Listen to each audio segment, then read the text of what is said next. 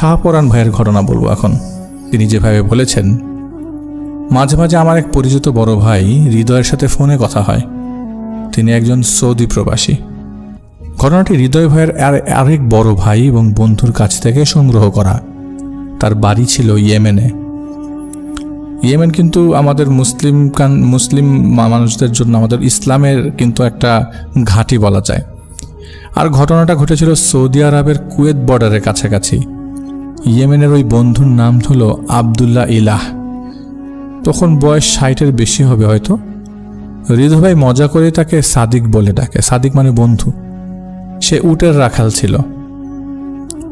তার মতো করেই যখন ঘটনা হয় ঠিক এইভাবে বলেছেন তিনি।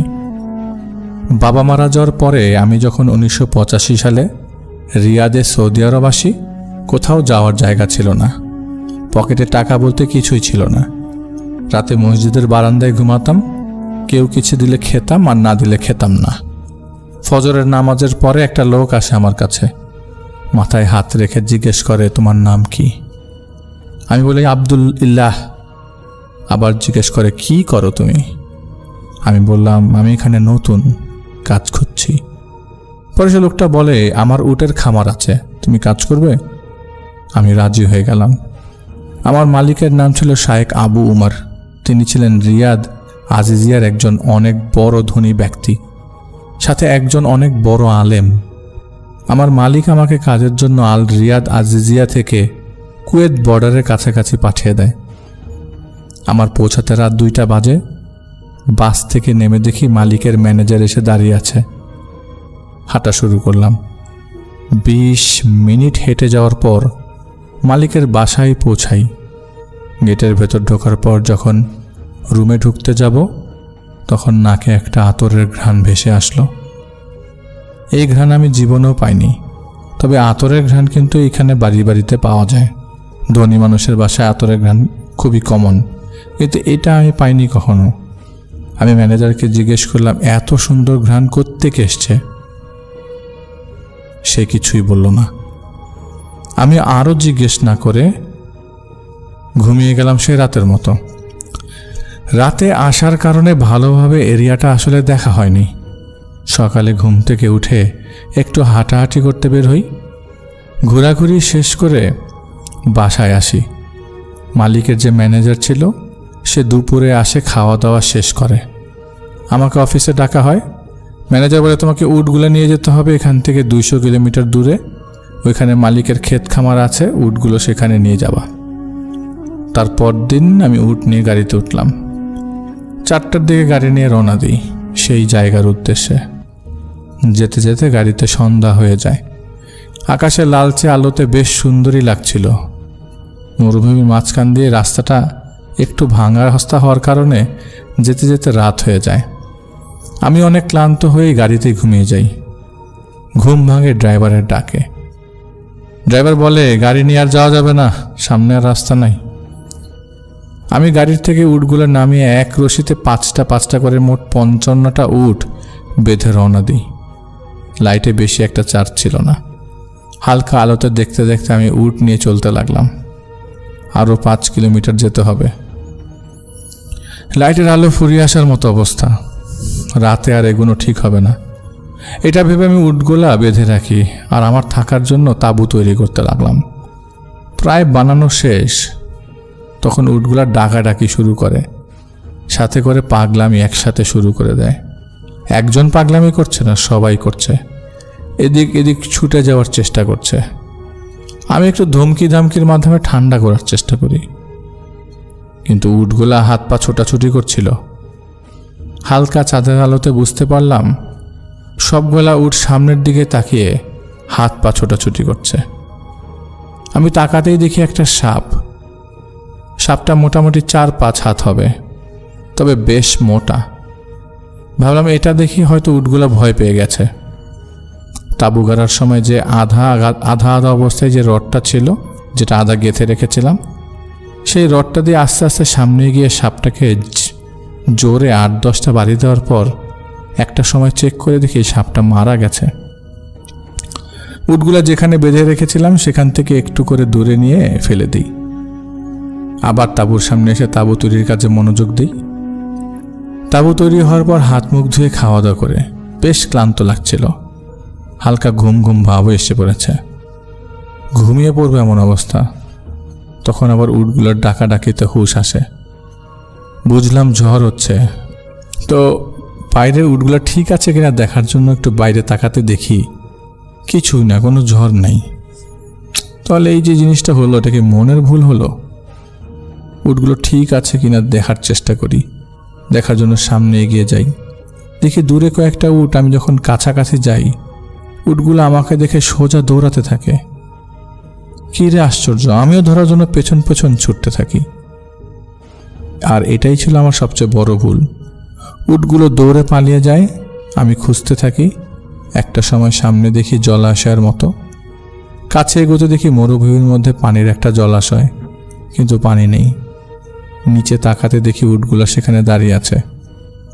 পানি না হওয়ার কারণে ঘাস হয়ে গেছে বড় বড়। আমি উটগুলো ধরার জন্য নিচে নেমে আসি।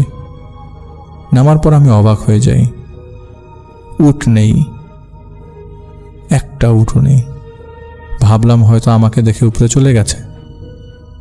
যখন উপরে উঠতে যাব, দেখি সামনে জলাশয়ের চারিদিকে ঘিরে শত শত চোখ আমার দিকে চেয়ে আছে।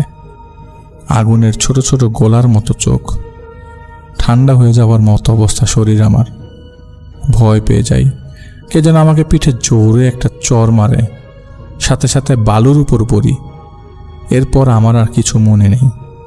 যখন হুঁশ ফেরে, তখন দেখতে পাই দুই দিকে পাহাড়, মাঝখানে আমি শুয়ে আছি।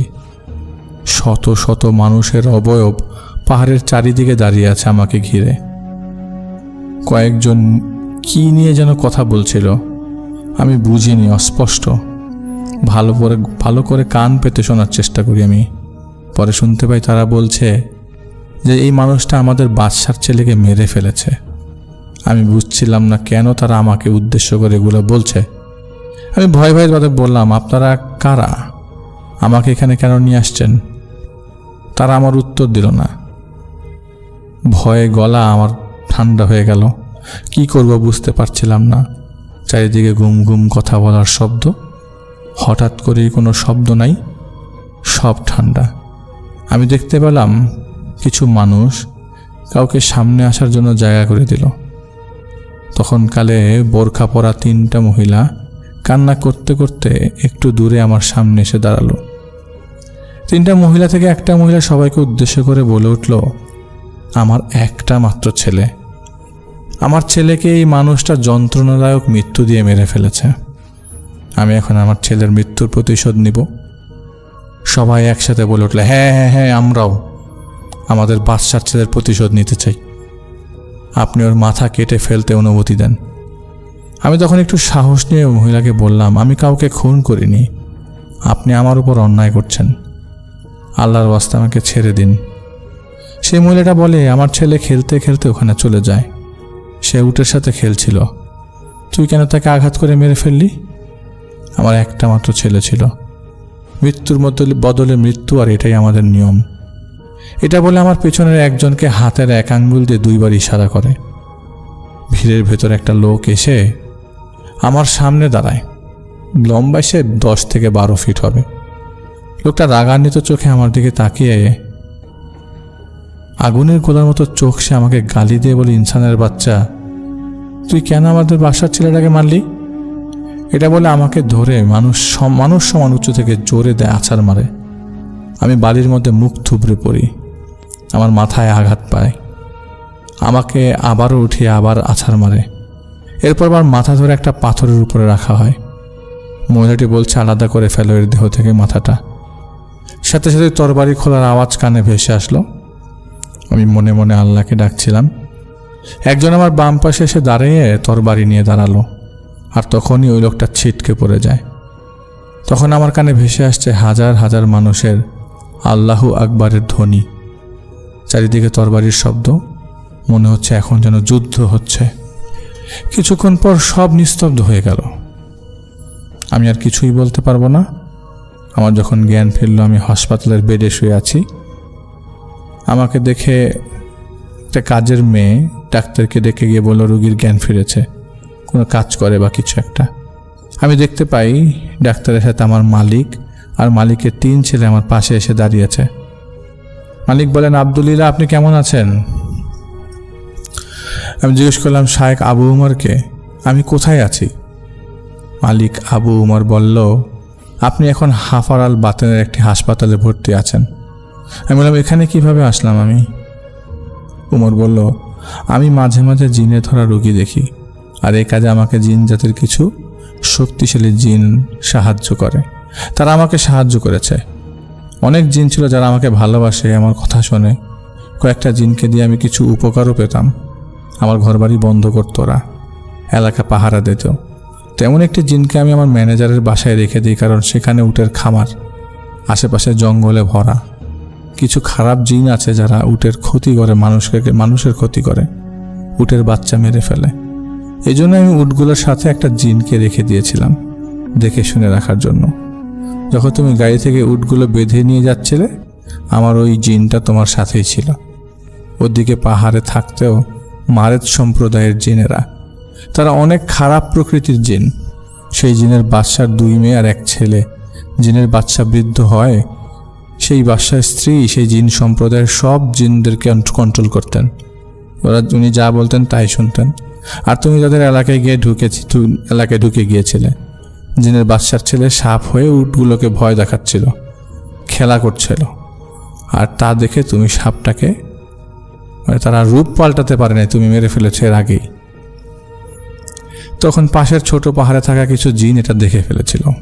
তার আগে বাদশার স্ত্রীর কাছে বলে, বাদশার স্ত্রী জিনদের পাঠিয়ে দেয় তোমাকে ধরে নেওয়ার জন্য আর ছেলের লাশ নেওয়ার জন্য। যখন তারা আসে তখন আমার অনুগত জিন তাদেরকে দেখে ফেলে আর রিচুয়ালের মাধ্যমে উট সহ তোমার তাঁবুকে আটকে দেয়।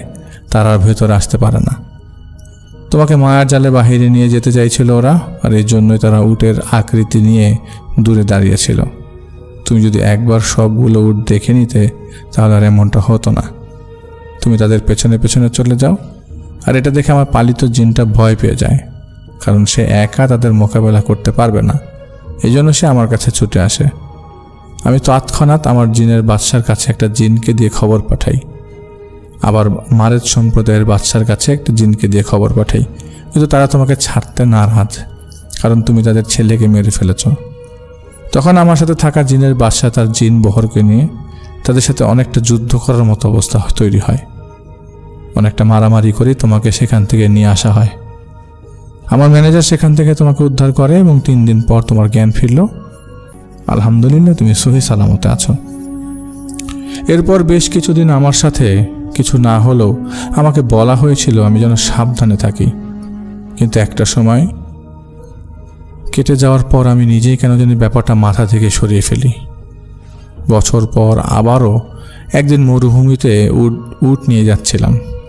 মাঝপথে প্রচুর পানি পিপাসা পেলে আমি দূরে একটা বাড়ি দেখতে পাই। সেখানে গিয়ে পানি চাইতে একজন মহিলা, বোরকা পরা মহিলা, আমার সামনে একটা পাত্রে পানি নিয়ে আসে। পানি পান করার পর আমার চোখের সামনে সকল কিছু ঘোলা হতে থাকে। আমি বুঝতে পারছিলাম আমি ঘুমিয়ে পড়েছি। একটা সময় নিজের উপর নিয়ন্ত্রণ হারিয়ে আমি সেখানেই ঘুমিয়ে পড়ি। এরপর নিজেকে একটা অচেনা জায়গায় পাই, যেখানে ঠিক আগের মতোই শত শত মানুষ আমার দিকে তাকিয়ে আছে। আমি কিছুই বুঝতে না পেরে তাদের জিজ্ঞাসা করলে তারা বলে, তুমি ভুলে যেতে পারো, আমরা ভুলিনি বাদশার ছেলের মৃত্যুর কথা, আজ ফয়সালা হবে। তারা সে আগের মতোই বলতে থাকে, মৃত্যুর বদলে মৃত্যু, মৃত্যুর বদলে মৃত্যু। আমি বুঝতে পারি এবার আর বাঁচার উপায় নাই, তাই মনে মনে আল্লাহকে স্মরণ করে চোখ বুজেছিলাম। তবে অনেক সময় পার হয়ে যাওয়ার পর যখন নিজেকে জীবিত মনে হচ্ছে, ঠিক তখনই মনে সাহস নিয়ে চোখ খুলি।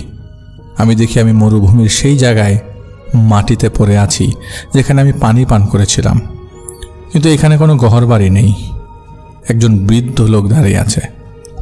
আমার জ্ঞান ফিরতে দেখে মিষ্টি একটা হাসি দিয়ে আমাকে জিজ্ঞেস করে আমি ঠিক আছি কিনা। আমি জিজ্ঞেস করি, আপনি কে? সে আমাকে বলে, তোমাকে যে বাদশার ছেলের হত্যায় দোষী করা হয়েছে, আমি সেই বাদশা। আমরা পশু শিকার করে থাকি, তবে মানুষ না। আমি জানতে পেরেছি তোমার সেদিন ভুল ছিল না, তুমি নিজের উটের কথা ভেবে আমার ছেলেকে ভুলক্রমে হত্যা করেছ, তাই তোমাকে ক্ষমা করে দিয়েছি। তুমি আমার কাবিলার সবাইকে নির্দেশ দিয়েছি তোমাকে যেন আর ক্ষতি না করা হয়। ভালো থাকো, কিন্তু জীবনে কিছু করার আগে একবার ভেবে নিও। আর হ্যাঁ, তোমার নিজের প্রতি নজর রাখো।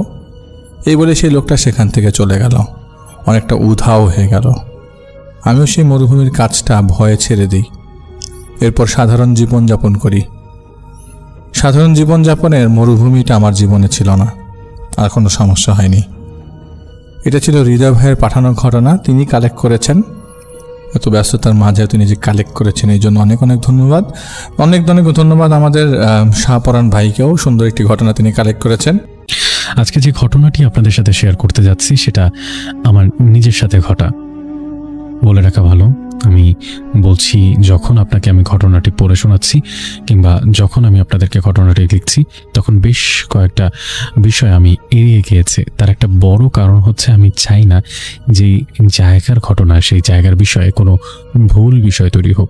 কারণ যেখানে ঘটনাটা ঘটে সেই জায়গায় আমাদেরও বেশ একটা স্থায়ী নিবাস আছে। যাই হোক অনেক ভাই, আমি পুরোপুরি ঘটনায় চলে যাই। ঘটনাটি ঘটে আজ থেকে প্রায় 2 থেকে 3 বছর আগে। সালটা 2021 সালের শেষের দিকে হবে হয়তো। আমি হয়তো এই কারণে বলছি কারণ এই সময়টাকে আমি আসলে ভুলেই যেতে চাই। আমি হয়তো আপনাকে মনে করে পুরো ঘটনাটা বলতে পারতাম, কিন্তু আমি যতটুকু মনে আছে ঠিক ততটুকুই শেয়ার করছি। আগেও বলেছি বেশ অনেক কিছুই আমি জেনে বুঝে তারপরে এড়িয়ে যেতে চাই। অনেক ভাই, আমাদের বাসা ছিল বেইলি রোডের ঠিক মাঝামাঝি একটা জায়গায়, যেখানে একটা ছোটোখাটো আবাসন প্রকল্পের মতো তৈরি করা হয়েছে এবং দুটো বিল্ডিং জুড়ে অনেকগুলো ফ্ল্যাটের একটা ফ্ল্যাট কিন্তু আমাদেরও কেনা ছিল। ঘটনাটা ঘটে মূলত সেই ফ্ল্যাটকে কেন্দ্র করেই। বলছিলাম ঘটনাটি ঘটে আজ থেকে প্রায় 2 থেকে 3 বছর আগে। তখন আমি ক্লাস 9-এ পড়তাম। আমি পড়াশোনা করতাম সিদ্ধেশ্বরীতে এবং সেই সূত্রেই আমার বাবা এবং মা এখানে আমাদের ভাই বোনদেরকে নিয়ে শিফট হয়ে যায়। ঘটনা মূলত আমাদের ফ্ল্যাটকে নিয়ে না হলেও তার আশেপাশকে কেন্দ্র করে। যেদিন প্রথম আমার সাথে ঘটনা ঘটে সেদিনকার কথা বলি। প্রচণ্ড বৃষ্টি হয়েছে বাইরে। আমি স্কুল থেকে ভিজে নিয়ে একাকার অবস্থায় এসেছি। এত কাছে বাসা হওয়ার কারণে গাড়ি নিয়ে সবসময় বের হওয়ার প্রয়োজন পড়ে না, তাই আমি সেখান থেকে হেঁটেই যাতায়াত করতাম। হুট করে বৃষ্টি নামার কারণে আসলে ভিজে গিয়েছিলাম। আরও যদি বলি, ইচ্ছে করেই কিছুটা ভিজেছিলাম। পুরো একটা আধুনিক ফ্ল্যাট হওয়ার কারণে পুরো আধুনিক ব্যবস্থাপনাও কিন্তু সেখানে ছিল। তাই আমি ঢুকে যখন লিফটের জন্য দাঁড়িয়ে আছি তখন দেখলাম আমার যে দক্ষিণ পাশের লিফট সেটা আরও আগে আসছে। তার মানে হচ্ছে ঠিক একটা লিফট উঠছে এবং একটা লিফট নামছে। এটা দেখে আমি লিফট থেকে সরে আরেকটা লিফটের জন্য দাঁড়ালাম। এরপরে লিফটের দরজাটা খুলতেই দেখলাম লিফটের মধ্যে একজন ভদ্র মহিলা দাঁড়িয়ে। বয়স কত হবে? আনুমানিক 40 কিংবা 45 বছর। সমস্যা সেটা নয় অনেক ভাই, সমস্যা হচ্ছে লিফট যেহেতু ওপর থেকে নিচে এসেছে তাই সেই মহিলাটির বের হয়ে যাওয়ার কথা, কিন্তু সে বের না হয়ে সেখানে দাঁড়িয়ে রইল। আমি তখন ভাবলাম বোধহয় লিফট আন্ডারগ্রাউন্ডে যাবে, তাই আমিও আর লিফটে উঠছিলাম না। পরে সেই ভদ্র মহিলাটি অনেকটা রাগান্বিত কণ্ঠে আমাকে বলল লিফটে তাড়াতাড়ি ওঠার জন্য। আমি তখন কিছু না চিন্তা করে ভিজে নিয়ে একাকার অবস্থায় লিফটের মধ্যে উঠে পড়লাম। একটু কারণটা বলে নেই, যেহেতু আমি ভিজেছিলাম আমি মনে করেছিলাম বোধহয় লিফট ভিজে যাবে দেখেই তিনি রাগ করেছেন। এই ফ্ল্যাটগুলোতে যত মানুষ আছেন সবাই প্রায় নিজেরাই থাকেন। ভাড়া মানুষের সংখ্যা বা ভাড়া দেওয়া ফ্ল্যাটের সংখ্যা খুবই কম, তাই প্রত্যেকটা বিষয়ের যত্নশীল হওয়া বা যত্ন করা এই পুরো ফ্ল্যাটের প্রত্যেকেই আসলে মোটামুটি মেনটেন করে। তেমনই একটা কিছু ভেবেছিলাম। যখন লিফটে উঠলাম আমি তখন আমাদের ফ্লোরের বাটন ক্লিক করার পরে দাঁড়িয়েছিলাম। দেখলাম সেই ভদ্রমহিলা কোনো বাটন ক্লিক করলেন না। তিনি আমার সাথে মনে হলো যে ঠিক আমার ফ্লোরে যাবেন। আমি আর 7 পাঁচ চিন্তা না করে আমি আমার চুল থেকে কিছুটা পানি ঝরানোর চেষ্টা করছিলাম। সেই মুহূর্তে সেই ভদ্রমহিলা আমার নাম ধরে জিজ্ঞেস করলো। বৃষ্টিতে ভেজার কি খুব প্রয়োজন ছিল? আমি কিছুটা অবাক হলাম। অনেক ভাই, আমি আবারও বলে রাখি, ঢাকা শহরের কর্পোরেট ফ্ল্যাটগুলোতে একজন আরেকজনকে খুব একটা বেশি ভালো চেনে না, কিন্তু তিনি খুব অনায়াসে আমার নাম বলতে পারল। আমার কাছে মনে হলো হয়তোবা হতে পারে আমার বাবা মার সঙ্গে তার পরিচয় আছে, তিনি হয়তোবা আমি না চিনলেও আমাকে চেনে। ততদিনে আমরা ফ্ল্যাটে উঠেছি প্রায় 2 মাসের মতো হয়ে গেছে। যথারীতি আমি আমাদের ফ্লোরে নামলাম।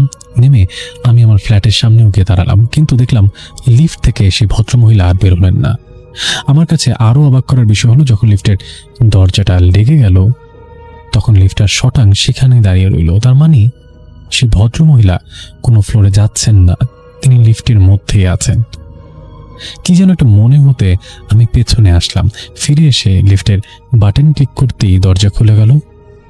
অবাক হয়ে দেখলাম অনেক ভাই, ভেতরে কেউ নেই। ঘটনা এখানেই শেষ হলে পারত। কিছুটা হ্যালুসিনেশন, কিছুটা বোকা হয়ে তাকিয়েছিলাম কিছুক্ষণ, এরপর এক দৌড় দিয়ে বাড়িতে ঢুকে যাই। পরবর্তীতে ভেজা কাপড় বদলানো, নিজের শাওয়ার নেওয়া এবং অন্যান্য কাজ করতে গিয়ে এই কথা মাকে বলতে একদমই ভুলে যাই। তার পরের দিনের কথা, সকালবেলা রেডি হয়ে বের হয়েছি স্কুলে যাব দেখে। লিফটের কাছে দাঁড়িয়েছি, হুট করে সে ঘটনাটা আমার আবারও মনে পড়ে গেল। এবার আমি কিছুটা ভয় পেয়ে গেলাম, কারণ সেদিনকার কথা আমি কাউকে আর বলা হয়ে ওঠেনি। লিফট এসে থামলো, আমি লিফটে উঠলাম। লিফট সরাসরি গ্রাউন্ড ফ্লোরে চলে গেল এবং সেখান থেকে আমি স্কুলেও চলে আসলাম। কিছুটা স্কুলে গিয়ে ভুলেই গিয়েছিলাম। বিপত্তি বাজে যখন আমি আবারও বাসায় ফিরি, তখন ঠিক একইভাবে আমি যখন নিচে এসে লিফট কল করলাম, দরজা খুলতে দেখি সেই ভদ্রমহিলা ভেতরে দাঁড়ানো। ততক্ষণে আমার ভয়ে হাত পা ঠান্ডা হয়ে গেছে। আমি মোটামুটি শিওর যে আমি কোনোভাবেই লিফটে উঠবো না, তাতে যা কিছুই হোক না কেন। কিন্তু খুব অবচেতনভাবেই মনে হলো আমার নিজের পা দুটো একা একা নিজে নিজেই হেঁটে লিফটেও চলে গেল। মনে হচ্ছিল আমার নিজের ওপরে নিজের কোনো শক্তি নেই। লিফটের মধ্যে উঠে দেখলাম ফ্লোর ঠিক আমাদের ফ্লোরে এই লিফটটা কল করা। বিশ্বাস করেন অনেক ভাই, আমি লিফটে উঠে কোনো ফ্লোর কল করিনি। লিফটের দরজা লাগতেই তিনি আবারও আমাকে জিজ্ঞেস করলেন আমার নাম ধরে। এবার জিজ্ঞেস করলেন আমি কেমন আছি। আমি প্রচণ্ড ভয় আতঙ্কে, প্রচণ্ড ঠান্ডার মধ্যেও ঘামছিলাম। এত ঘামছিলাম যে দেখেই মনে হচ্ছিল যে আমি প্রচণ্ড নার্ভাস। মনে হচ্ছে আমার লো প্রেশার হয়েছে, আমি যে কোনো সময় মাথা ঘুরে পড়ে যাব। ঠিক আমাদের ফ্লোরে এসে দরজা খুলল। এক দৌড়ে আমি লিফট থেকে বের হলাম, আমার ফ্লোরের সামনে গেলাম। এরপর আমি সেন্সলেস হয়ে গেলাম। অনেক ভাই আপনাদের অনেকেই ভাবতে পারে কিংবা ভাববেন যে এতটুকু যে ভয় পাওয়ার কি আছে। আমি আবারও বলছি, যার সাথে হয় শুধুমাত্র সেই বলতে পারে কি হয়েছে। আমার যখন জ্ঞান ফিরে তখন দেখি আমি আমার খাটে এবং আমার পাশে আমার বাবা, আমার মা, একজন ডক্টর এবং আমার খালামণি তিনিও চলে এসেছেন। মূলত খালামণি আমাদের সাথে থাকতেন না, তিনি আমার সেন্সলেসের কথা শুনে চলে এসেছিলেন। ঘরের ছোট মেয়ে হওয়ার কারণে আমার বেশ দাপট ছিল এবং আদরও ছিল। সবাই ভাবছিলেন ঠিকভাবে খাওয়া দাওয়া না করার কারণে এমন কিছু হয়েছে, কিন্তু কোনো একটা অদ্ভুত কারণে আমার খালামণি বারবার আমাকে বলছিলেন তুমি এখন শান্ত হও, পরে আমাকে বলো কি হয়েছে। বেশ রাতের সময় খালামণি আমার রুমে আসেন এবং তিনি আমার কাছে সব কিছু জানতে চান। আমি কিছুক্ষণ ইতস্ত করে সব ঘটনা খালামণিকে খুলে বলি। খালামণি খুব গম্ভীরভাবে পুরো কথা শোনেন এবং মনে হচ্ছিল খালামণি সব কথা বিশ্বাস করেছেন। আমি কিছুটা আস্থা ফিরে পাই। খালামণি বলেন আমি তোমার মায়ের সঙ্গে কথা বলবো, তুমি টেনশন করো না। এর পরের কয়েকদিন সব ঠিকঠাক ছিল। কেন ঠিকঠাক ছিল সেটাও বলি অনেক ভাই। আমার মা আমাকে স্কুলে দিয়ে আসতেন এবং তিনি গিয়ে নিয়ে আসতেন। কতদিন হবে, 1 সপ্তাহ। বিপত্তিবাতে এর পরে যখন আমি প্রায় ভুলে যেতে বসেছিলাম যে কি হয়েছে আমার সাথে, ঠিক সেই মুহূর্তে একদিন সকালবেলা রেডি হয়ে আমি স্কুলে যাওয়ার জন্য তৈরি। আমি লিফট কল করলাম, লিফট আসলো। লিফট যখন নিচের দিকে যাচ্ছে হঠাৎ করে 5th ফ্লোরে লিফটটা খুলে গেল। অনেক ভাই নিশ্চয়ই বুঝতে পেরেছেন আমি কি বলবো। আমি দেখলাম সেই ভদ্র মহিলা ঠিক আমার চোখের সামনে দাঁড়ানো। এবার সে প্রচন্ড রাগী ভঙ্গিতে আমার দিকে তাকিয়ে আছে। আমার এরপর আর কিছু মনে নেই। আবারও যখন আমার জ্ঞান ফেরে তখন আমি আমার বিছানায় শোয়া, আমার চারপাশে আমার পরিবারের সবাই, এবং এবার আমি একজন হুজুরকে দেখতে পাই। মনে হয় যে তিনি আমাকে ঝাড়ফুঁক করেছেন কিংবা আমার চারপাশে কোনো কিছু পানি টানি ছেটানো হয়েছে। সবকিছু কেমন যেন আমার কাছে উদ্ভট লাগছিল, অবাক করা লাগছিল। আমি প্রচণ্ড ভয়ে কান্নাকাটি করা শুরু করি। আমার মা আমাকে ঠান্ডা করার চেষ্টা করেন, আমার খালামণি আমার কাছে বসে পড়েন এবং তিনি বলেন যে আমরা সব খোঁজখবর নিয়েছি, আমরা খুব তাড়াতাড়ি ফ্ল্যাট ছেড়ে দিচ্ছি, তুমি টেনশন করো না, সব কিছু ঠিক হয়ে যাবে। এরপরে অনেক ভাই ঠিক 1 মাসের মধ্যে আমরা ফ্ল্যাটটা ছেড়ে দিই এবং ফ্ল্যাটটা ভাড়া দিয়ে দিই। পরবর্তীতে এই পুরো ঘটনা আমি আমার খালামনের থেকে শুনি। যেটা শুনেছিলাম সেটা ছিল ঠিক 5th ফ্লোরে তার 2 মাস আগে একজন মহিলা মারা যান এবং তার মারা যাওয়াটা ছিল অস্বাভাবিক মৃত্যু। অস্বাভাবিক মৃত্যু বলতে তিনি একাই থাকতেন, তার পরিবারের সবাই দেশের বাইরে থাকতো। তার স্বামী মারা গিয়েছিল 2 বছর আগে, তাকে বারবার করে দেশের বাইরে তার সন্তানরা নিয়ে যেতে চাইলেও তিনি কোনোভাবে দেশ ছাড়তে রাজি হননি। 3 দিন পরে তার লাশ পাওয়া যায়। আমি আবার বলছি, মারা যাওয়ার 3 দিন পরে তার রুম থেকে লাশ পাওয়া যায়। মূলত তিনি মারা যাওয়ার পরে কেউ জানতেই পারেনি তিনি মারা গিয়েছিলেন।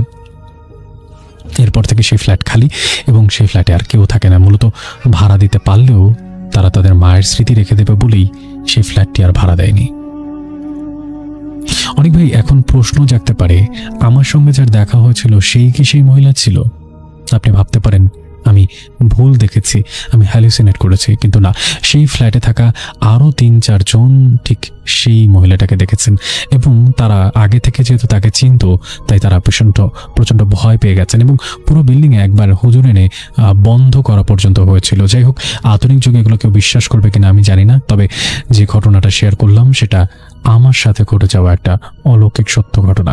ঠিকানা বললাম না, কারণ ঠিক অনেকেই সেই এলাকার আশেপাশে থাকেন এবং হয়তোবা এই মুহূর্তে আপনাকে যারা শুনছে তাদের কেউ একজন সে ফ্ল্যাটেও বা সেই বিল্ডিংয়ের ফ্ল্যাটেও থাকতে পারে।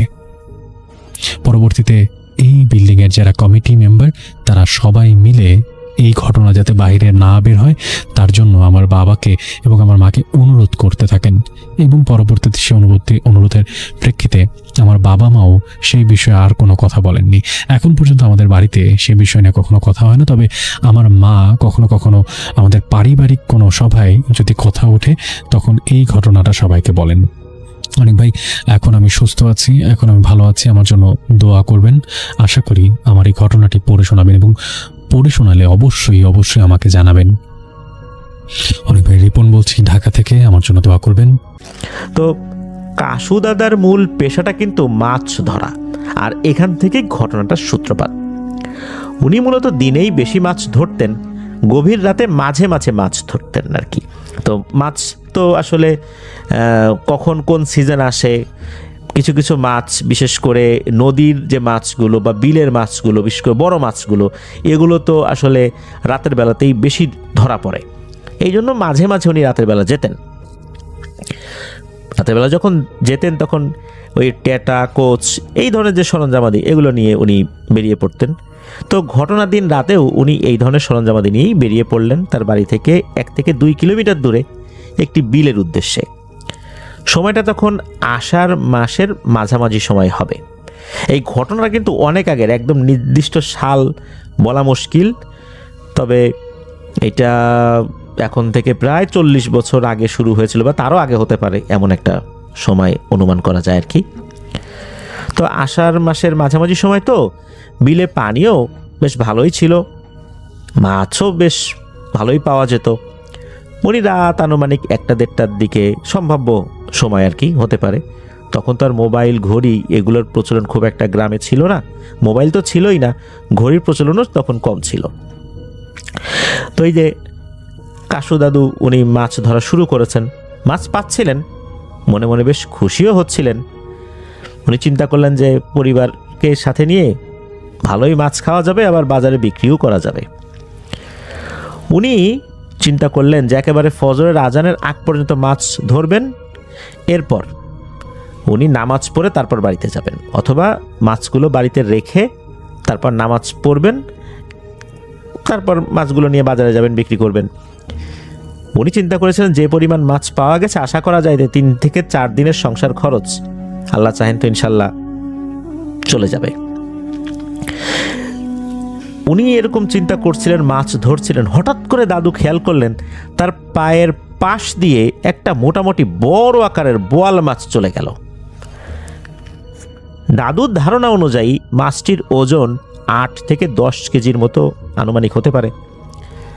বোয়াল মাছটা দেখে দাদু খুব খুশি হয়ে যান। উনি চিন্তা করলেন এই মাছটা যদি টেটা দিয়ে মারতে পারি তাহলে তো বাজারে নিয়ে গেলে বেশ ভালোই দাম পাওয়া যাবে। উনি ট্যাটা দিয়ে ওই মাছটির দিকে তাক করে আঘাত করেন। তবে প্রথম আঘাতে মাছটির তেমন কোনো ক্ষতি হলো না, কোথায় যেন চলে গেল। দাদু তো মরিয়া হয়ে ওই মাছটিকে খুঁজতে থাকলেন। বেশ কিছুক্ষণ খোঁজার পর মাছটিকে উনি দেখতেও পেলেন। নাগালে পেয়ে দ্বিতীয়বার ওনার ট্যাটা দিয়ে আঘাত করেছেন। এইবার এই ট্যাটাটা মাছটার শরীরে বেশ ভালোই লেগেছে। মাছটা ছটফট করছে, মরে যায় নাই। দাদু তো বেজায় খুশি, বড় একটা মাছ পেয়েছেন। মাছটাকে ধরে মনের আনন্দে বাড়ির দিকে রওনা হয়েছেন।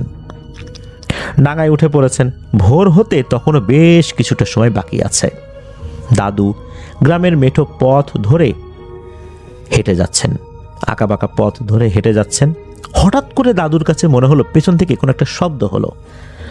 শব্দটা ঠিক মানুষের মতোও না, আবার কেমন যেন সাপের ফসফস আওয়াজের মতো হচ্ছে, ঠিক সাপের আওয়াজও না। দাদু তেমন একটা কান দিলেন না, সামনের দিকে আগাতে শুরু করলেন। কিছুটা পথ যাবার পর আবারও সেই একই শব্দ। দাদু পেছন ফিরে তাকালেন, দেখলেন কেউ নেই। আবার হাঁটা শুরু করলেন। এবার পেছন থেকে গম্ভীর কণ্ঠে একটা শব্দ ভেসে এলো, কাজটা কি ভালো হলো কাশু মোল্লা? দাদু এবার থমকে গেলেন। ডানে বায়ে পেছনে তাকিয়ে দেখলেন যে না, কেউ তো নাই। তাহলে কথা বলে কে? দাদু এবার একটু ভয় পেলেন, আল্লাহর নাম স্মরণ করে দাঁড়ালেন। আবারও সেই একই কণ্ঠে আওয়াজ ভেসে হলো, কাজটা কি ঠিক হলো কাশু মোল্লা? এবার কাশু দাদা উত্তর দিলেন একটু সাহস নিয়ে, কারণ উনি তো আসলে মাছই ধরেছেন, চুরি ডাকাতি তো করেননি। তো উনি বলেন যে কে আপনি? আমি কি কাজটা ভুল করলাম আমি তো বুঝতে পারছি না। শব্দের উত্তরে ভেসে এলো, আমি কে তা তুমি পরে জানতে পারবে।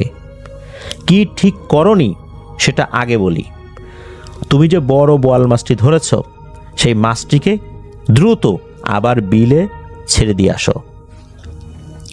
এ কথা শোনার পর এই কাশু দাদা কিছুটা বুঝতে পারলেন।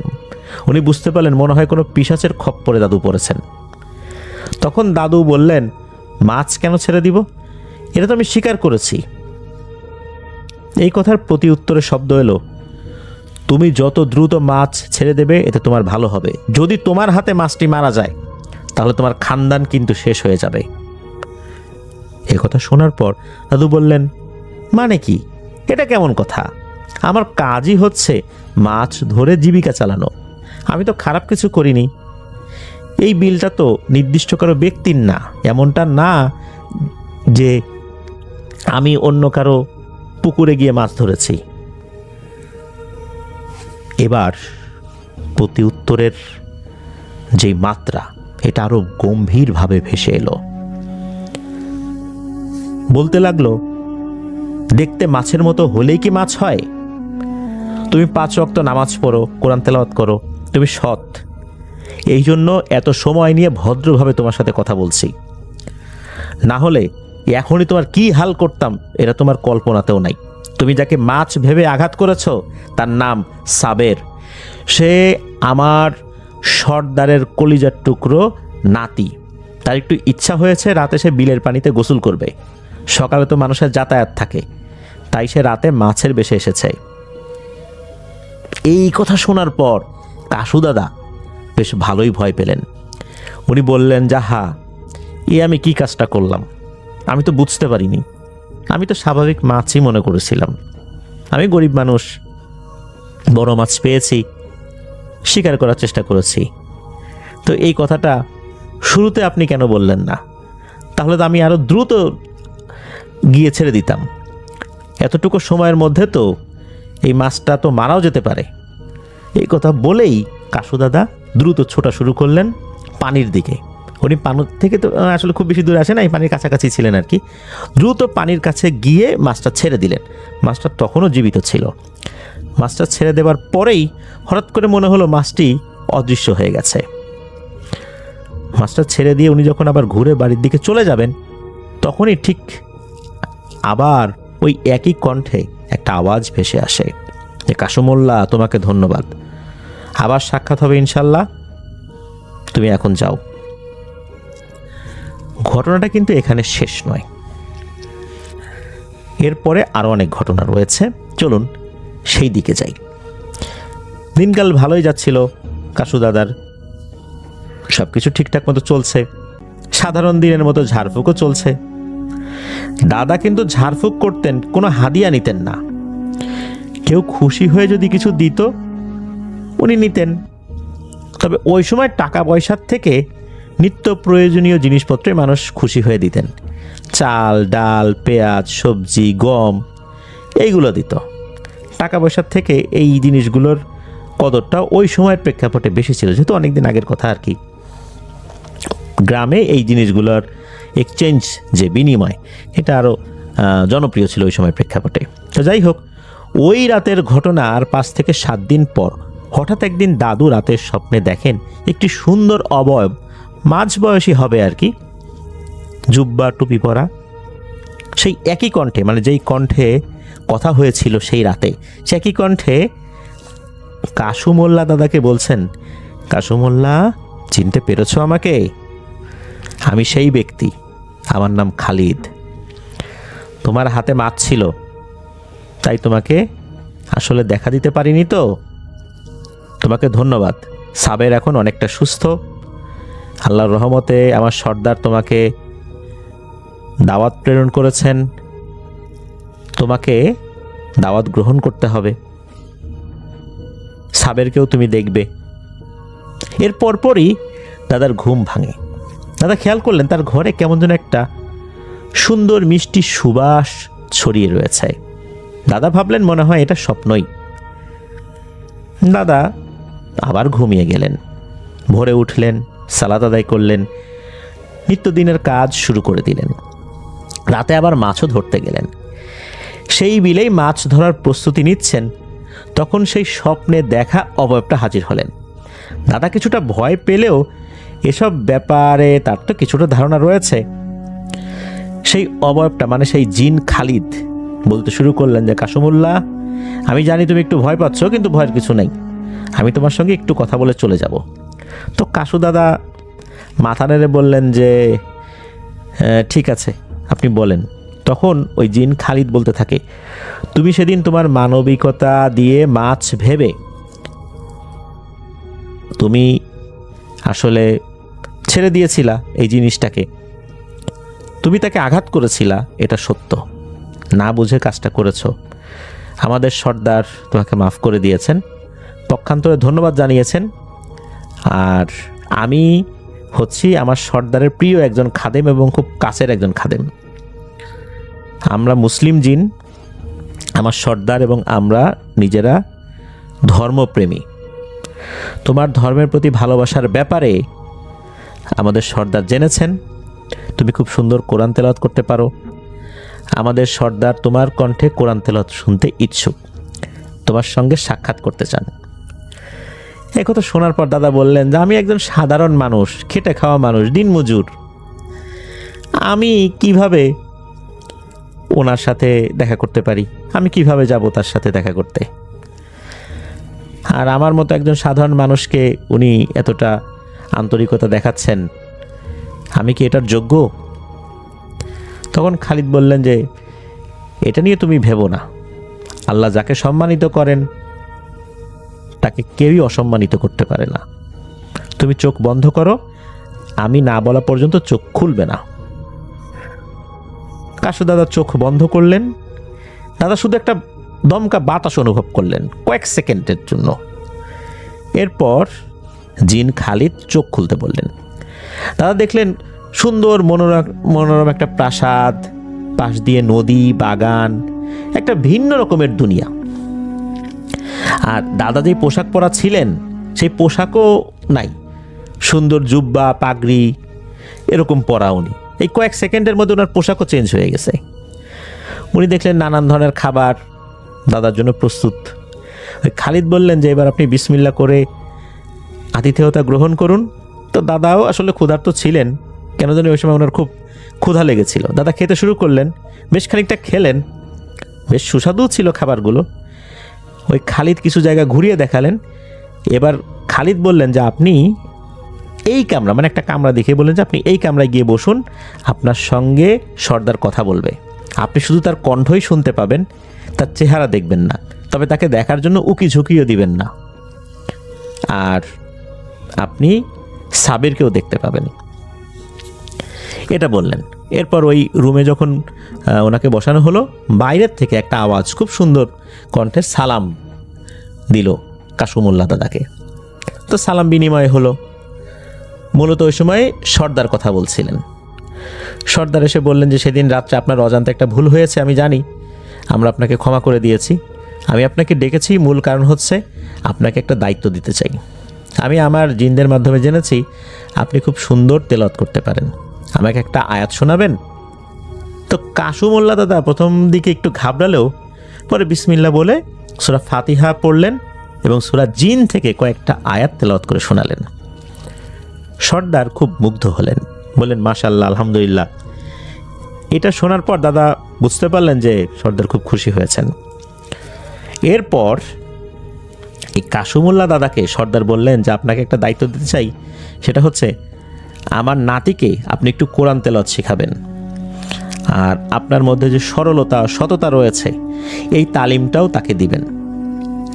এটা বলার পর কাসুমুল্লাহ দাদা দেখতে পেলেন যে ওনার ওই কক্ষের মধ্যে মানুষের 8 থেকে 10 বছর বয়সী বাচ্চাদের হাইট কতটুকু হয়, কেমন হয় চেহারা, ওইরকম একটা বাচ্চা, খুব সুন্দর বাচ্চা ঢুকলো। সে বাচ্চাটাও ঢুকে তাকে সালাম দিল। বাচ্চাটা একটু আহত বলে মনে হয়েছিল আর কি। তো কাসুমুল্লাহ দাদা বুঝতে পেরেছিলেন এটাই সেই বাচ্চা যাকে উনি আঘাত করেছিলেন। এরপর ওই বাচ্চাটা আবার চলে যায়। তো কাসুমুল্লাহ দাদা বললেন যে আমি তো আসলে দিনমজুর, খেটে খাওয়া মানুষ, এত বড় কাজ আমি কিভাবে করব?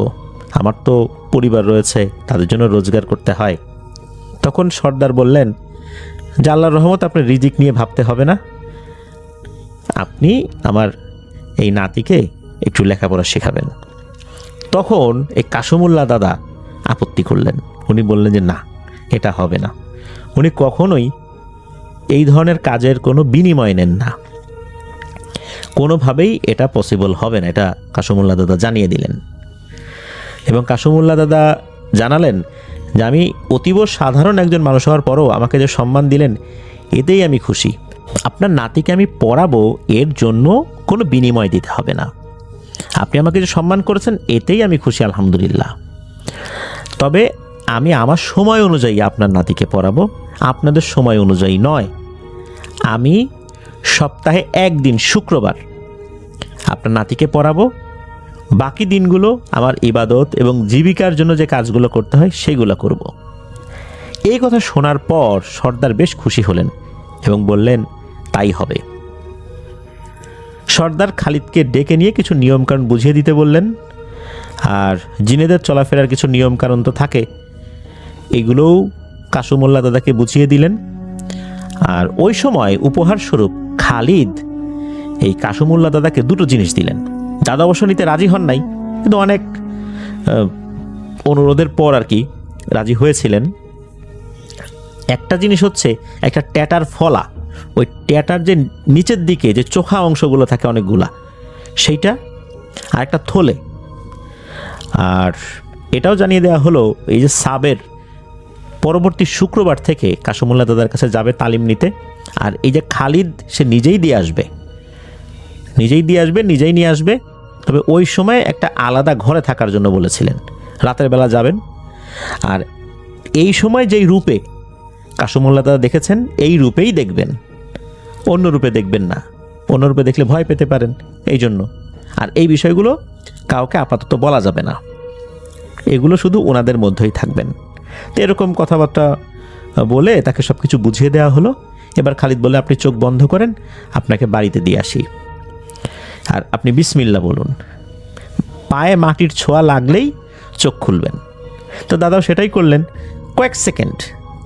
এরপরে দেখলেন উনি বাড়িতেই আছেন। তখন রাত। উনি যখন বাড়ির দরজায় টোকা দিয়েছেন তো দাদি দরজা খুলে জোর একটা চিৎকার দিছেন, এই আসছে, পাইছি।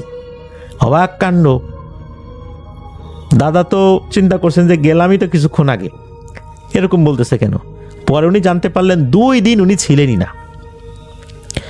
2 দিন উনি কোথায় ছিলেন ওনাকে জিজ্ঞেস করা হলে দাদা কিছু একটা বলে কাটিয়ে দিলেন। কিন্তু দাদাও অবাক হলেন যে কিছু সময় আগেই গেলাম, একটু ঘুরে আসলাম অল্প কিছু সময়, এর মধ্যে 2 দিন আমি নাই। যাই হোক, দাদা আগের মতো সাধারণ জীবনযাপন করছেন। রাতেবেলা মাছ ধরতে যান, জিন সর্দারের দেয়া সেই টেটা আর থলি নিয়ে মাছ ধরা শুরু করছেন। আল্লাহর রহমতে ভালোই মাছ উনি পাচ্ছিলেন আর কি। যে পরিমাণ মাছ পেতেন তাতে আল্লাহর রহমতে আগের থেকে আরও বেশি পেতেন। সেই মাছ বিক্রি করা অর্থ ওনার আরও থাকতো। এটা দিয়ে মোটামুটি তার পরিবার আগের থেকে আলহামদুলিল্লাহ অনেক ভালোই চলে যাচ্ছিল। তবে উনি ঝাড়ফুঁক করে কখনোই কোনো টাকা পয়সা নিতেন না, ওই আমলটা কিন্তু উনি জারি রেখেছিলেন।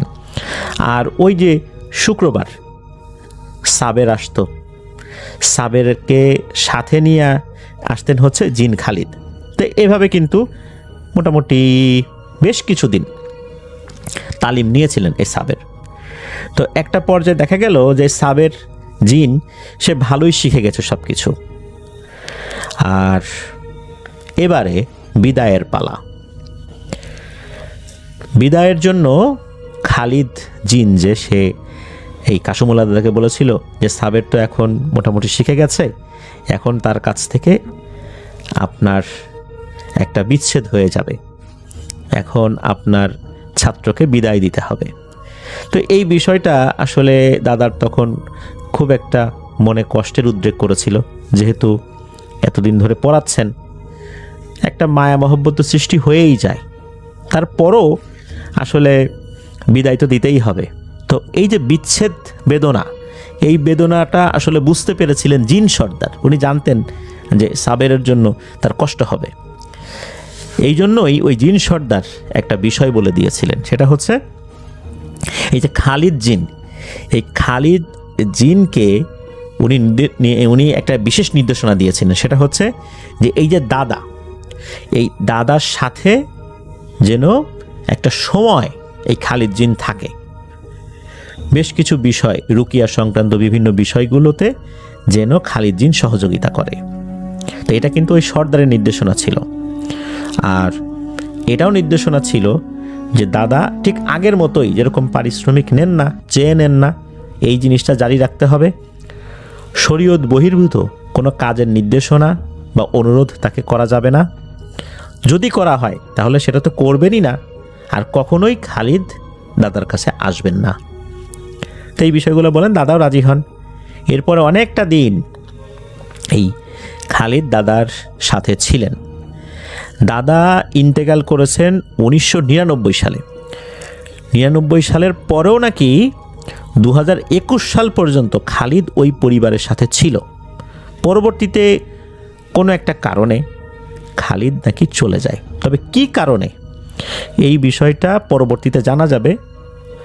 এটা রনি ভাই জানিয়েছেন যে পরবর্তীতে এই বিষয়টা আরও ডিটেলসে উনি জেনে আমাদেরকে পাঠানোর চেষ্টা করবেন। তো এই যেই বিষয়টা, যেই খালিদ সাবেরকে নিয়ে আসতো, এই যে ব্যাপারগুলো, এই ব্যাপারগুলো দাদি জানতে পারতেন। দাদি এটা তাও জেনেছেন হচ্ছে সর্দারের অনুমতি সাপেক্ষে।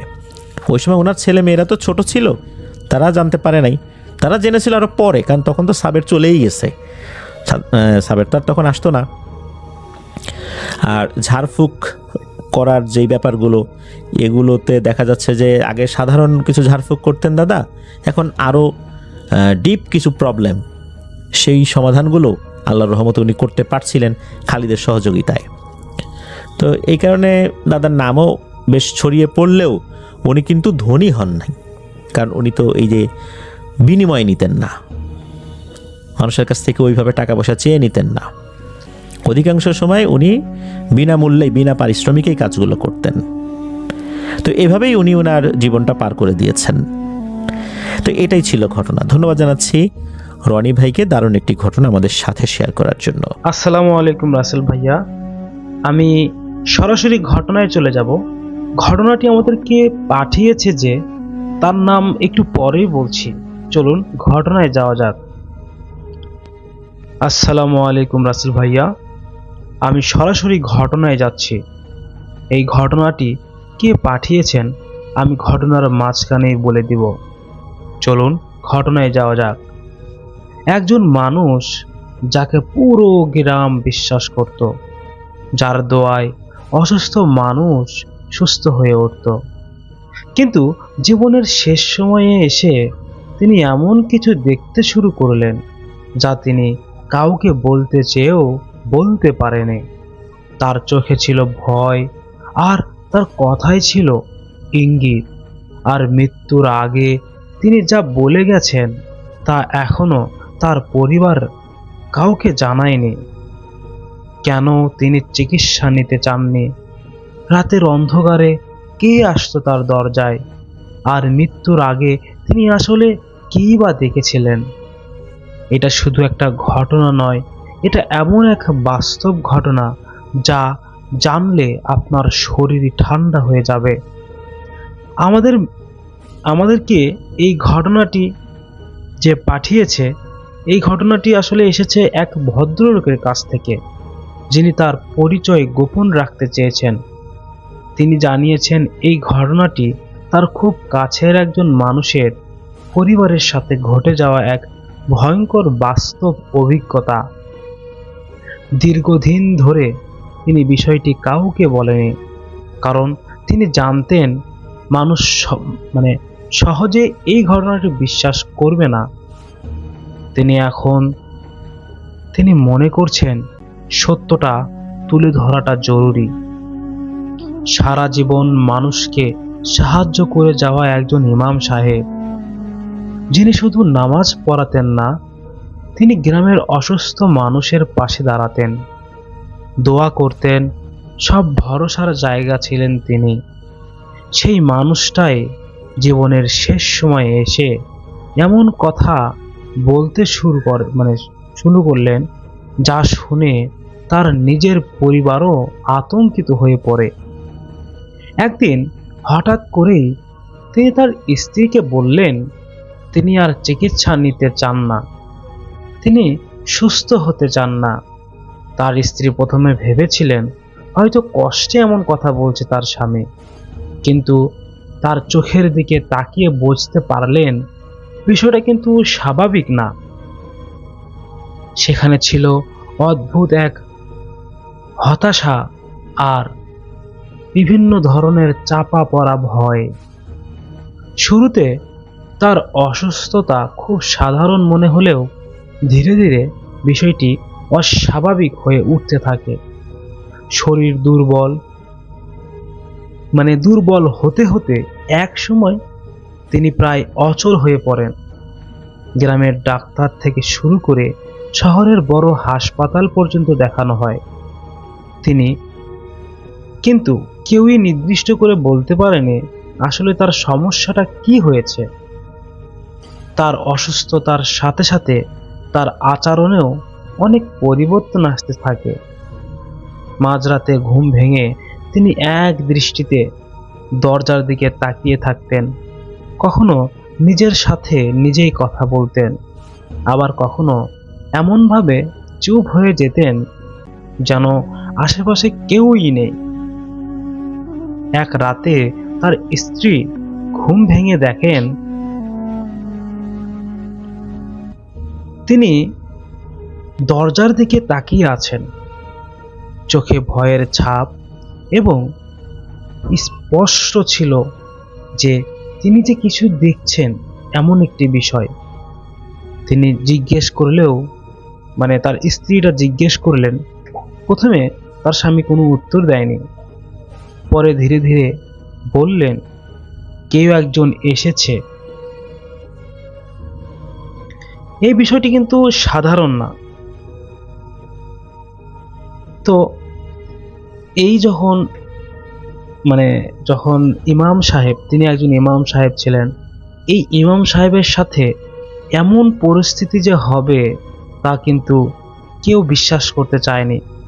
তিনি মানুষদেরকে সাহায্য করতেন, তিনি সবাইকে বিভিন্ন ধরনের পানি পড়া দিয়ে বিভিন্ন জিন আসর থেকে ছাড়াতেন।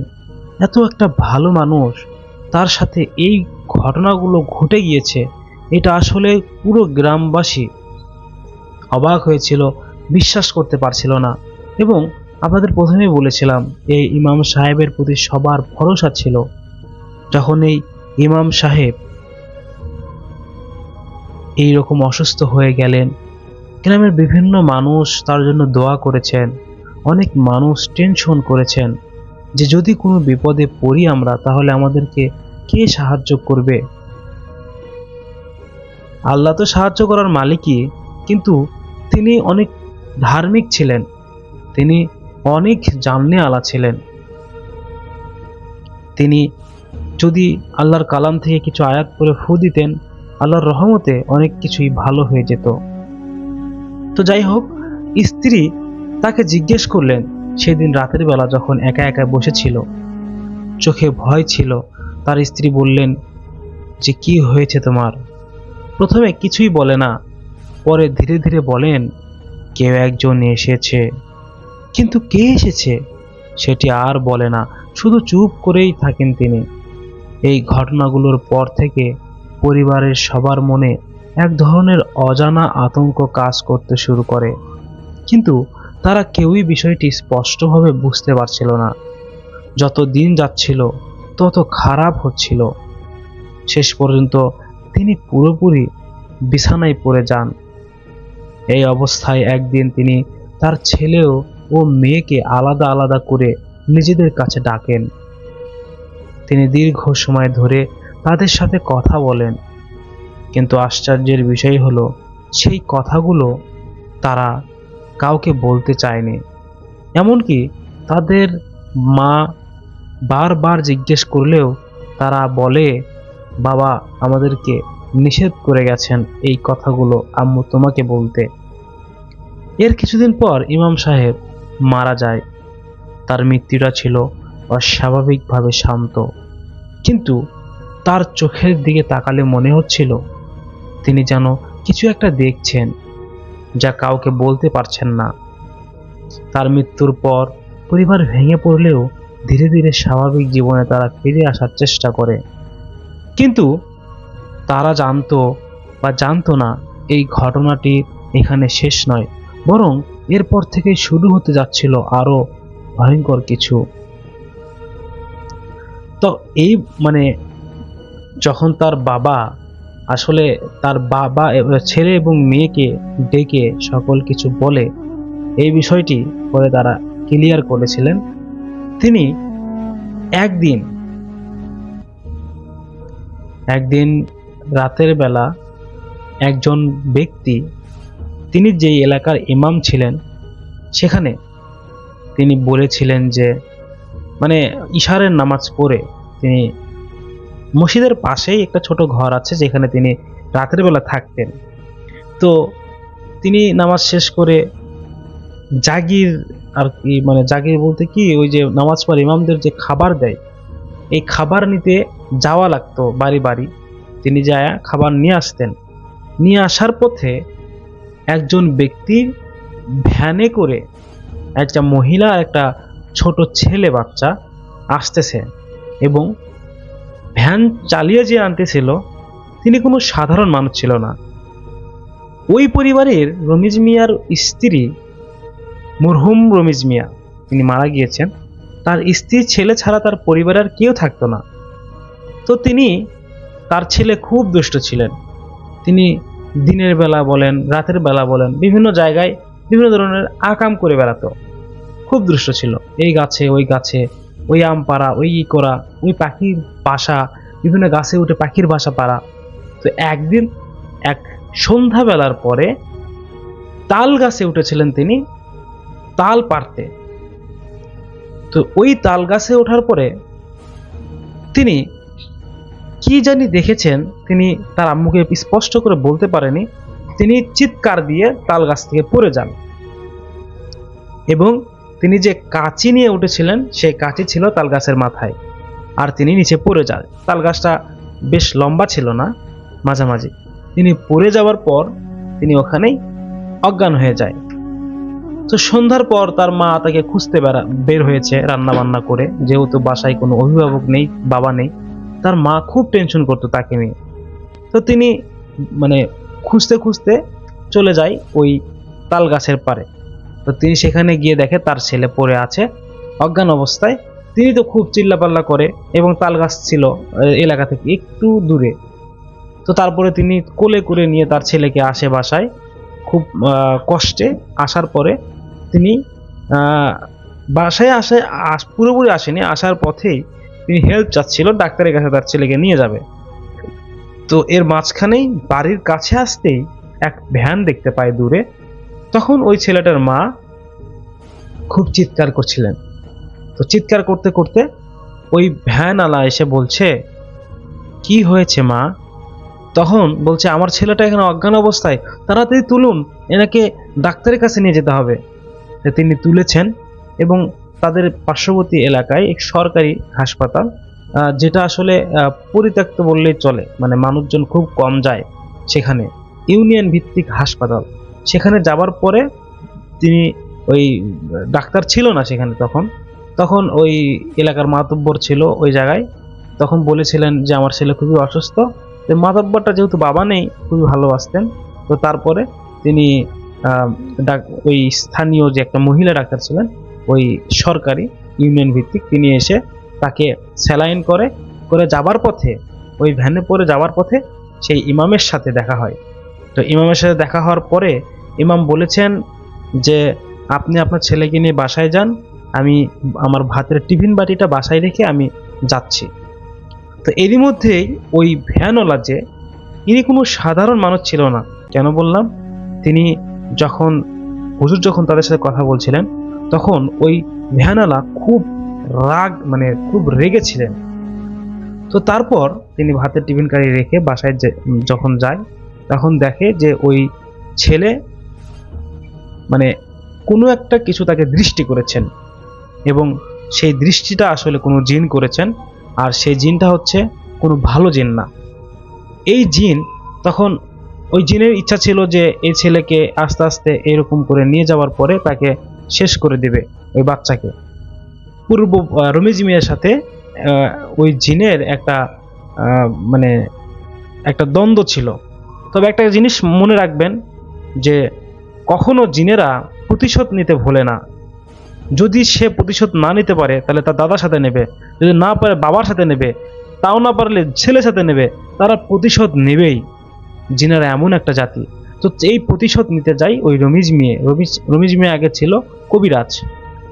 তো এই রমিজ মিয়া পরবর্তীতে মারা যাওয়ার পরে তার ছেলের প্রতি প্রতিশোধ নিতে এই খারাপ জিনটা তার পিছনে লেগেছে। তখন ইমাম সাহেব তাকে দেখে যখন বুঝতে পারে, তখন তিনি তাকে দোয়া দুরূপ পড়ে, এবং খুবই আপনার হচ্ছে যে সূরা কালাম পড়ে একটা তাবিজ দেয় ওর গলায়। ওই যখন তাবিজটা দেয়, ওই ছেলে যে জিন ধরেছিল, ওই জিন আর তাকে আর জীবনেও ধরতে পারবে না। এই তাবিজটা দিয়ে আসার পর ছেলে পরের দিন সুস্থ হয়ে যায়। এরপর আস্তে আস্তে ওই জিনটা রেগে গিয়ে ওর প্রতিশোধটা ইমাম সাহেবের প্রতি নেওয়ার চেষ্টা করে। তো একদিন ফজর নামাজের যখন আজান দেবে তার একটু আগে, হুজুর যখন মসজিদ থেকে একটু দূরে হচ্ছে যে অজুখানা, তো অজু করতে যায় সেখানে ওই জিন যাবার পথে ওই হুজুরকে ফলো করে এবং হুজুরকে অনেকভাবে ডিস্টার্ব করে। তো হুজুর তো তখন আনসার পেয়ে গেছে, তখন তিনি ডাইরেক্ট বলেছেন, আমার পিছনে কে, সামনে আয়। যখন সামনে আসে তখন বলেছেন, আসসালামু আলাইকুম, কে আপনি, আমার পিছনে কেন? তখন ওই জিন রেগে বলে, আমি ভালো জিন না, আমি খারাপ জিন, তুই আমার প্রতিশোধ নিতে দিসনি, তোর পরিবার ধ্বংস করব। এই জিন যখন এরা বলে, তখন হুজুর একটু মুচকি হেসে বলে, আমি সারাটা জীবন তোদের মতো খারাপ জিনকে শায়েস্তা করে আসলাম, আর তুই আমার পরিবার ধ্বংস করবি? পারলে করে নিস।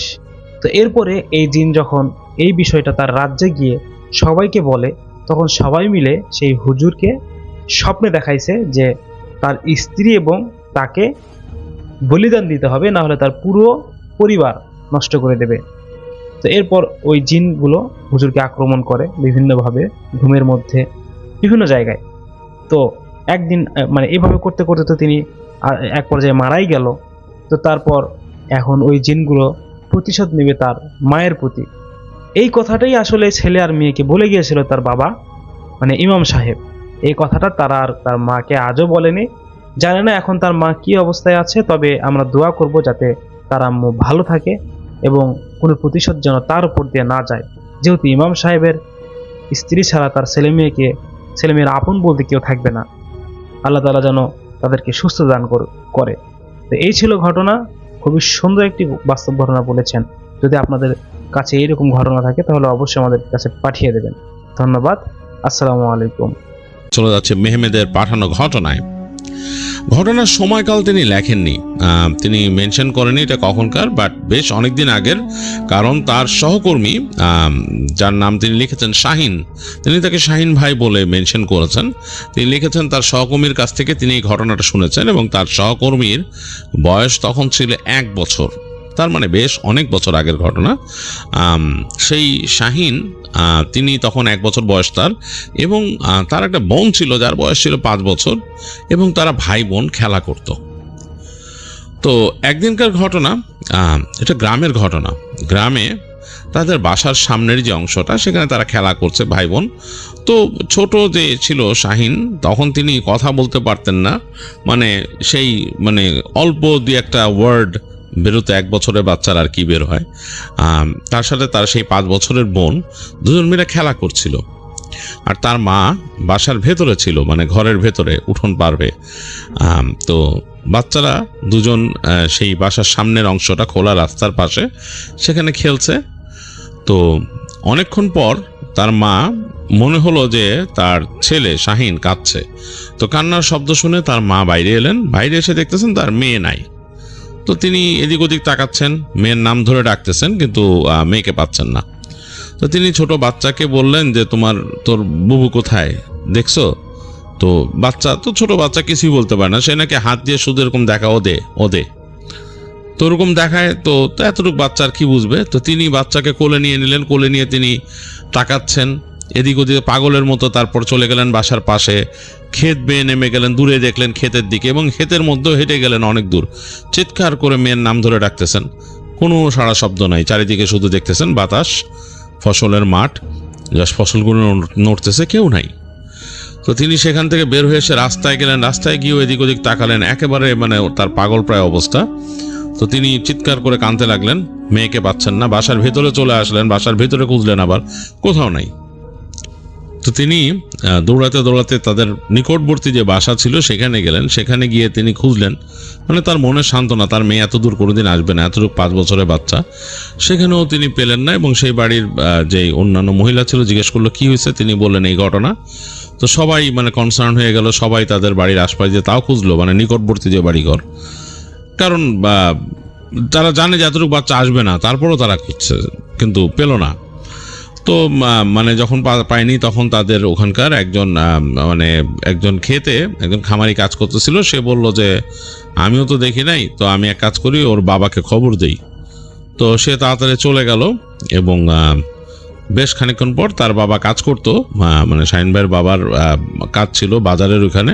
তো সেখান থেকে কাজের জায়গা থেকে তাকে ডেকে নিয়ে আসলো। তিনি এসে তো একেবারে তার পাগল প্রায় অবস্থা। তিনি বাসায় এসে তার ওয়াইফের দেখতেছেন, ওয়াইফ কাঁদতেছে এবং একেবারে পাগলের মতো হয়ে গেছে। তো অনেক তাদের মাথার মধ্যে টেনশন, পুরো পরিবারের উপর একটা বিভীষিকা নেমে আসলো। খুবই দুঃখী তারা।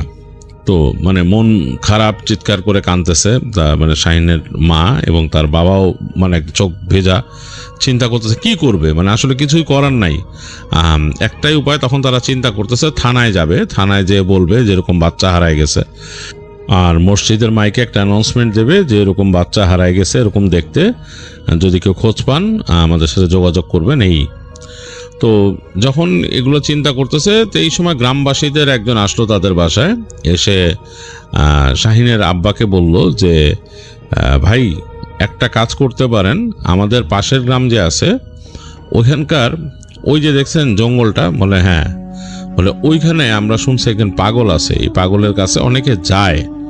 তো বলতে পাগলের কাছে যে আমি কি করব, বলে পাগলের কাছে অনেকে যায়, অনেকের অনেক কিছু হারাইলে বা কোনো সমস্যা পড়লে পাগলের কাছে যে বলে, এবং পাগল নাকি অনেক কিছু সমাধান করে দিছে, তো আপনি যেয়ে দেখতে পারেন। তো এটা শোনার সাথে সাথেই শাহিনের আম্মার চোখ জলজল করে উঠছে। শাহিনের আব্বা বলতেছে, না আমি পাগল টাগলের কাছে যাবো না, এগুলো আমি বিশ্বাস করি না, এগুলো আর কিচ্ছু না, এইসব আমি বিশ্বাস করি না, এগুলো আমি যাবো না। তো ওই লোক বলছে, দেখেন আপনার ব্যাপার, আমি জাস্ট বললাম যে কারণ আপনারা যেহেতু খুঁজতেছেন বাচ্চারে, এখন আর কেমনি কী করবেন, অনেকে তো অনেক কিছু, অনেকের গরু হারাই গেছিল খুঁজে পাইছে, আরও অনেক কিছু এরকম। তো শাহিনের আব্বা এটাতে বিশ্বাস রাখে না, সে বলছে না আমি ওখানে যাবো না, আমি আগে যাই, যে আমি থানায় যাই করি। আর তার বউকে বললে, তার বউ বলতেছে আপনি যান না, পাগলের কাছে যান না, শাহিনের মা।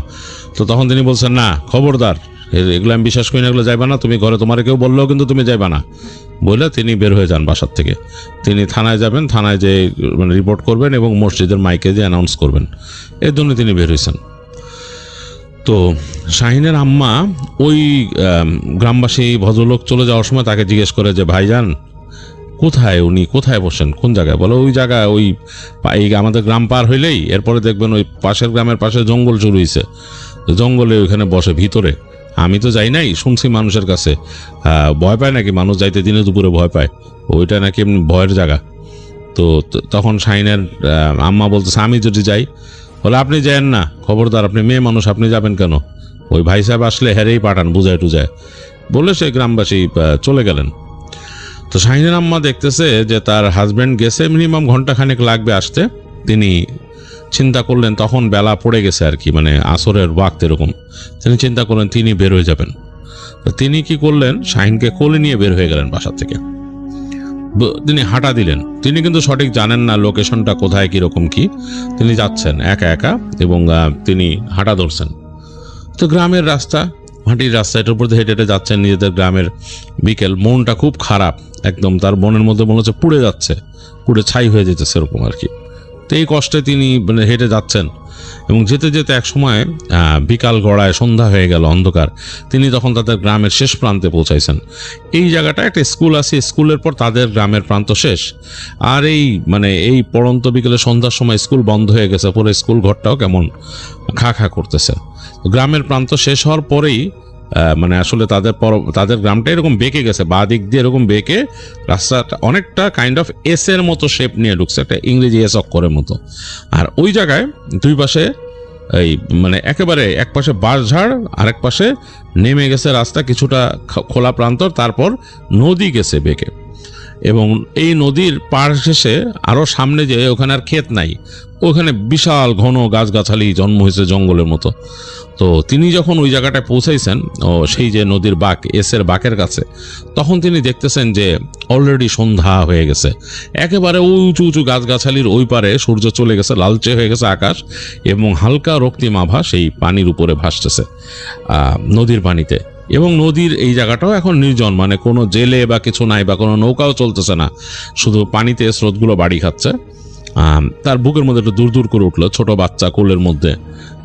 ভয় পেয়েছেন তিনি, চিন্তা করতেলেন যে আমার কি আসাটা ঠিক হলো, কত দূর হেঁটে চলে আসছে, গ্রাম শেষ করে আসছি আমি। তিনি চিন্তা করতেছেন তার হাজব্যান্ড যদি এসে দেখে, তাকে বাসায় না পায়, তার মাথা তারও খারাপ হয়ে যাবে, যে একে প্রথম দিন বাচ্চা হারাইছে, এখন বউও নাই, ছোট বাচ্চাও, মানে দুজনেই নাই। এগুলো চিন্তা করতে করতে তিনি সামনে আরও এগুলেন, কারণ চিন্তা করলেন আসছে যখন যাব, মেয়ের জন্য তার মনের মধ্যে দুঃখ দুঃখ করতেছে। আরো সামনে আসলেন, তখন একদম অন্ধকার হয়ে গেছে, মানে মানে আলোটা, লালচে আলো যেটা আকাশে ছিল সেটাও মিলাই গেছে, ঘুরঘুরটি অন্ধকার, মানে আকাশের আলো আছে কিন্তু অন্ধকার। এবং দেখতেছেন গাছগাছালির ফাঁক দিয়ে জোনাকি খেলা করতেছে। তো তিনি চলে আসছেন জঙ্গলের কাছে, তিনি চিন্তা করতেছেন যে এখন কি করবেন, তার মাথা কাজ করতেছে না, তিনি যে ঢুকবেন, কোন দিক দিয়ে ঢুকবেন, বা কোনো তো তিনি জেনে আসেন নাই কোথায় কি। তো আরেক পাশে কিন্তু বাঁশঝাড়, এবং এইখান দিয়ে বাতাস আসতেছে, বাতাস আসলে বাঁশঝাড়ে বাতাস চললে ওরকম একটা শব্দ হয়, কিন্তু পাতাগুলো শস করে শব্দ করে, ওরকম শব্দ করে আসতেছে। তো তার ভয়ও লাগতেছে। এদিকে শাহিন উঠে কাঁদতেছে, তার মাকে খামচে ধরে কাঁদতেছে। তো তিনি ভয় পেতে পেতে গাছগাছালির এই পাশ থেকে দেখলেন একটু ফাঁকা জায়গা আর কি, হাঁটার মতো, ওদিক দিয়ে হাঁটা শুরু করলেন। এই যে হাঁটতেছেন, গাছগাছালির ফাঁক দিয়ে পোকামাকড়ের ডাক, তার ভয় লাগা শুরু করছে চরম। একবার ভাবতেছেন তিনি ফিরে চলে যাবেন, কারণ সাথে আর একটা বাচ্চা, এবং এই বাচ্চা কাঁদতেছে, মানে কেমন একটা অন্যরকম অবস্থা। তিনি হাঁটতে হাঁটতে সামনে যাচ্ছেন, আর ভাবতেছেন যে চলে যাব না সামনে যাব, কিন্তু তার মনের মধ্যে এখনও একটা সেই অদম্য ইচ্ছা যে এই আমি যদি সেই পাগলকে পেয়ে যাই, আর পাগল লোকটা কেমন সেটাও তো তিনি জানেন না, এটাও তার একটু ভয় লাগতেছে। তো এরকম গাছগাছালির মধ্যে হাঁটতে হাঁটতে সামনে দেখলেন বেশ খানিকটা আলোর মতো। আলো বলতে হচ্ছে যে এই আকাশের আলো পড়ছে ওই জায়গায়, মানে এই গাছগাছালি ফাঁকা হয়ে গেছে, মানে সামনে ফাঁকা জায়গা আছে। তো তিনি একটা জায়গায় বের হয়ে আসছেন, বের হয়ে এসে দেখতেছেন এই জায়গাটা ফাঁকা। এক জায়গায় বেশ খানিকটা বাঁশের গাছ আর কি, বাঁশঝাড় গোল হয়ে আছে কাইন্ড অফ, এবং তার পাশেই একটা বড় একটা গাছ। সেই গাছের গোড়ার মধ্যে কেউ একজন বসে আছে এবং চাঁদের আলো পড়ছে, চাঁদটা আকাশে চাঁদ আছে, সেই চাঁদটা কিন্তু মেঘে ঢেকে যাচ্ছে বারবার, সেটার একটা আলো ঘোলাটে হয়ে জায়গায় নামছে।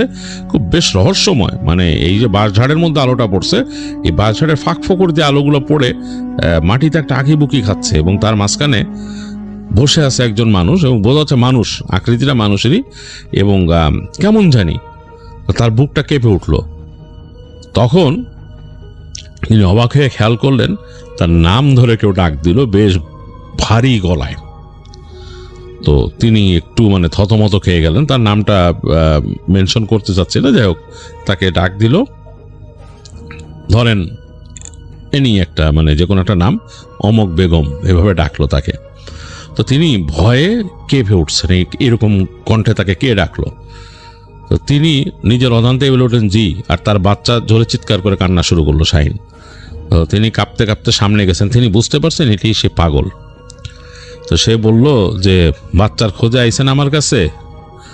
তো তিনি মানে একদম কাঁপতে কাঁপতে বললেন হ্যাঁ। বলে বাচ্চা তো নিয়ে গেছে। কারা নিছে? তিনি বলতেছেন কারা নিছে? বলে ছেলে ধরাই নিয়ে গেছে, অনেক দূরে নিয়ে গেছে, দেশের বাইরে নিয়ে যাইব। তো তিনি ভয়ে দুঃখে কেঁদে ফেললেন। তিনি কাঁদতে কাঁদতে বললেন কে নিছে আমার সোনারে? কে নিছে? কই নিয়ে যাইব? কি কন এইসব? তো তখন সেই যে পাগল বসেছিল সে তখন তুই করে বলল কান্দিস না, তোর বাচ্চারা আমি আইনা দেবো, কিন্তু তুই আমার যা চাই দিতে হইব। তো তখন শাহিনের আম্মা বলল যে কি দিব আপনারে আমি, আমার তো তেমন কিছু নাই। কয় তুই বেশি কিছু দেওয়া লাগবো না, আমি যখন তোর বাচ্চারে নিয়ে আসবো, তোর বাচ্চারে আর আমারে দুধ দিয়ে গোসল করাবি আর আমার পেট ভরে মিষ্টি খাইতে দিবি। তখন এই শুনে শাহিনের আম্মা অবাক হয়ে গেলেন, এটা তো খুব বেশি কিছু দাবি না। তিনি বললেন যে হ্যাঁ খাওয়ামো, আমার মায়ের আইনা দেন। তিনি বলতেছেন আমার মায়েরা ছোড়ো মাইয়া বলে কাঁদতেছেন। তখন বলে যে তুই চুপ থাক, কান্দিস না, তোর মায়েরা পেয়ে যাবি, আমি নিয়ে আসবো 1 সপ্তাহ পর, কিন্তু যা খুশি মনে থাকে জানো, যা লাগবো যা বাসায় যা। তো তখন শাহিনের আম্মা জিজ্ঞেস করছে আমার বাসা আপনি চিনেন? হ্যাঁ চিনি। তিনি বললেন যে কেমনে চিনেন? বলে এটা তোর জানান লাগবো না, তুই যা, তুই তোর বাসায় যা, তোর গায়ে দেওয়া লাগবো? তো তিনি বললেন যে না আমি যাইতারুম। বলে যা, এখান যে সোজা হাইটটা গেলে রাস্তা পাবি, কোনো চিন্তা নাই, কেউ কিছু কইব না। তো তিনি আস্তে করে ঘুরে হাঁটা শুরু করলেন। তো আর বলছে যে পিছন ফিরে যাবি না, আমার দিকে পিছন ফিরে যাবি না যাওয়ার সময়।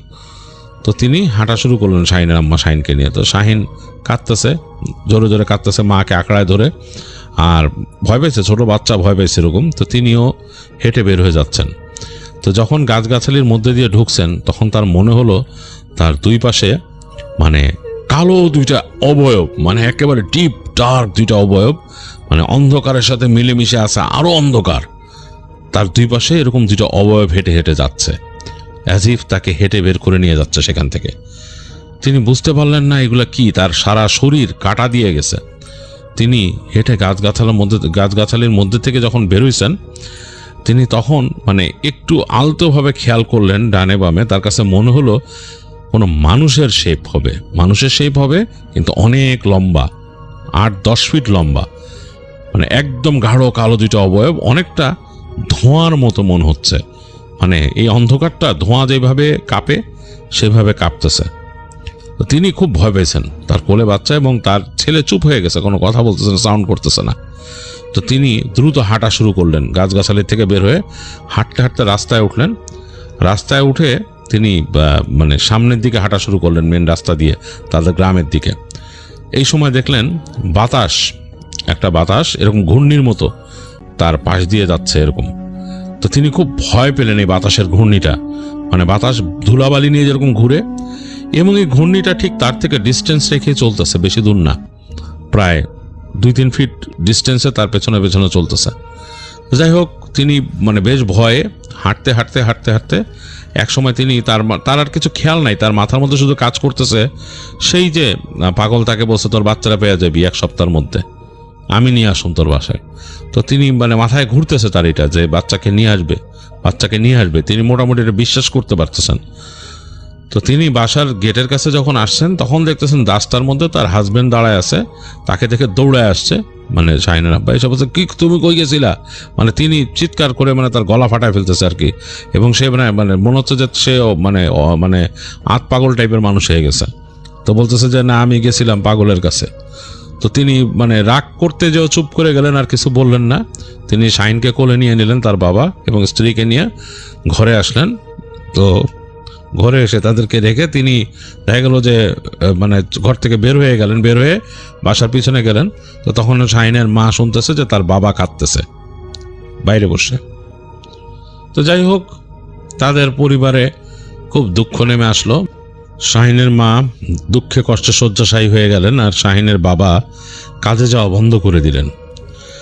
তো শাহিনকে নিয়ে যতটুকু টাইম তার বাবা পারেন থাকেন, আর মাঝে মাঝেই তিনি বাসার পেছনে যে চাপাভাবে কাঁদেন, এবং শব্দটা শাহিনের মা শোনেন এবং তিনিও কান্নাকাটি করেন। তো এইভাবে তাদের নাওয়া খাওয়া তারা ভুলে গেল, এবং তাদের আত্মীয় স্বজনরা তাদেরকে খাবার দাবার এনে দিচ্ছে, তারা রান্না বাড়াও হয় না তাদের বাসায়। এবং শাহিনকেও দেখা গেল যে মানে ওই আত্মীয় স্বজনরা কেউ এসে তাড়াতাড়ি খাওয়া, এরকম একটা অবস্থা। তো এইভাবে 1 সপ্তাহ পার হয়ে গেছে। 1 সপ্তাহ পার হওয়ার পরে একদিন সন্ধ্যায় তাদের বাড়িতে তারা বাতিও জ্বালতো না, তাদের মন এত খারাপ।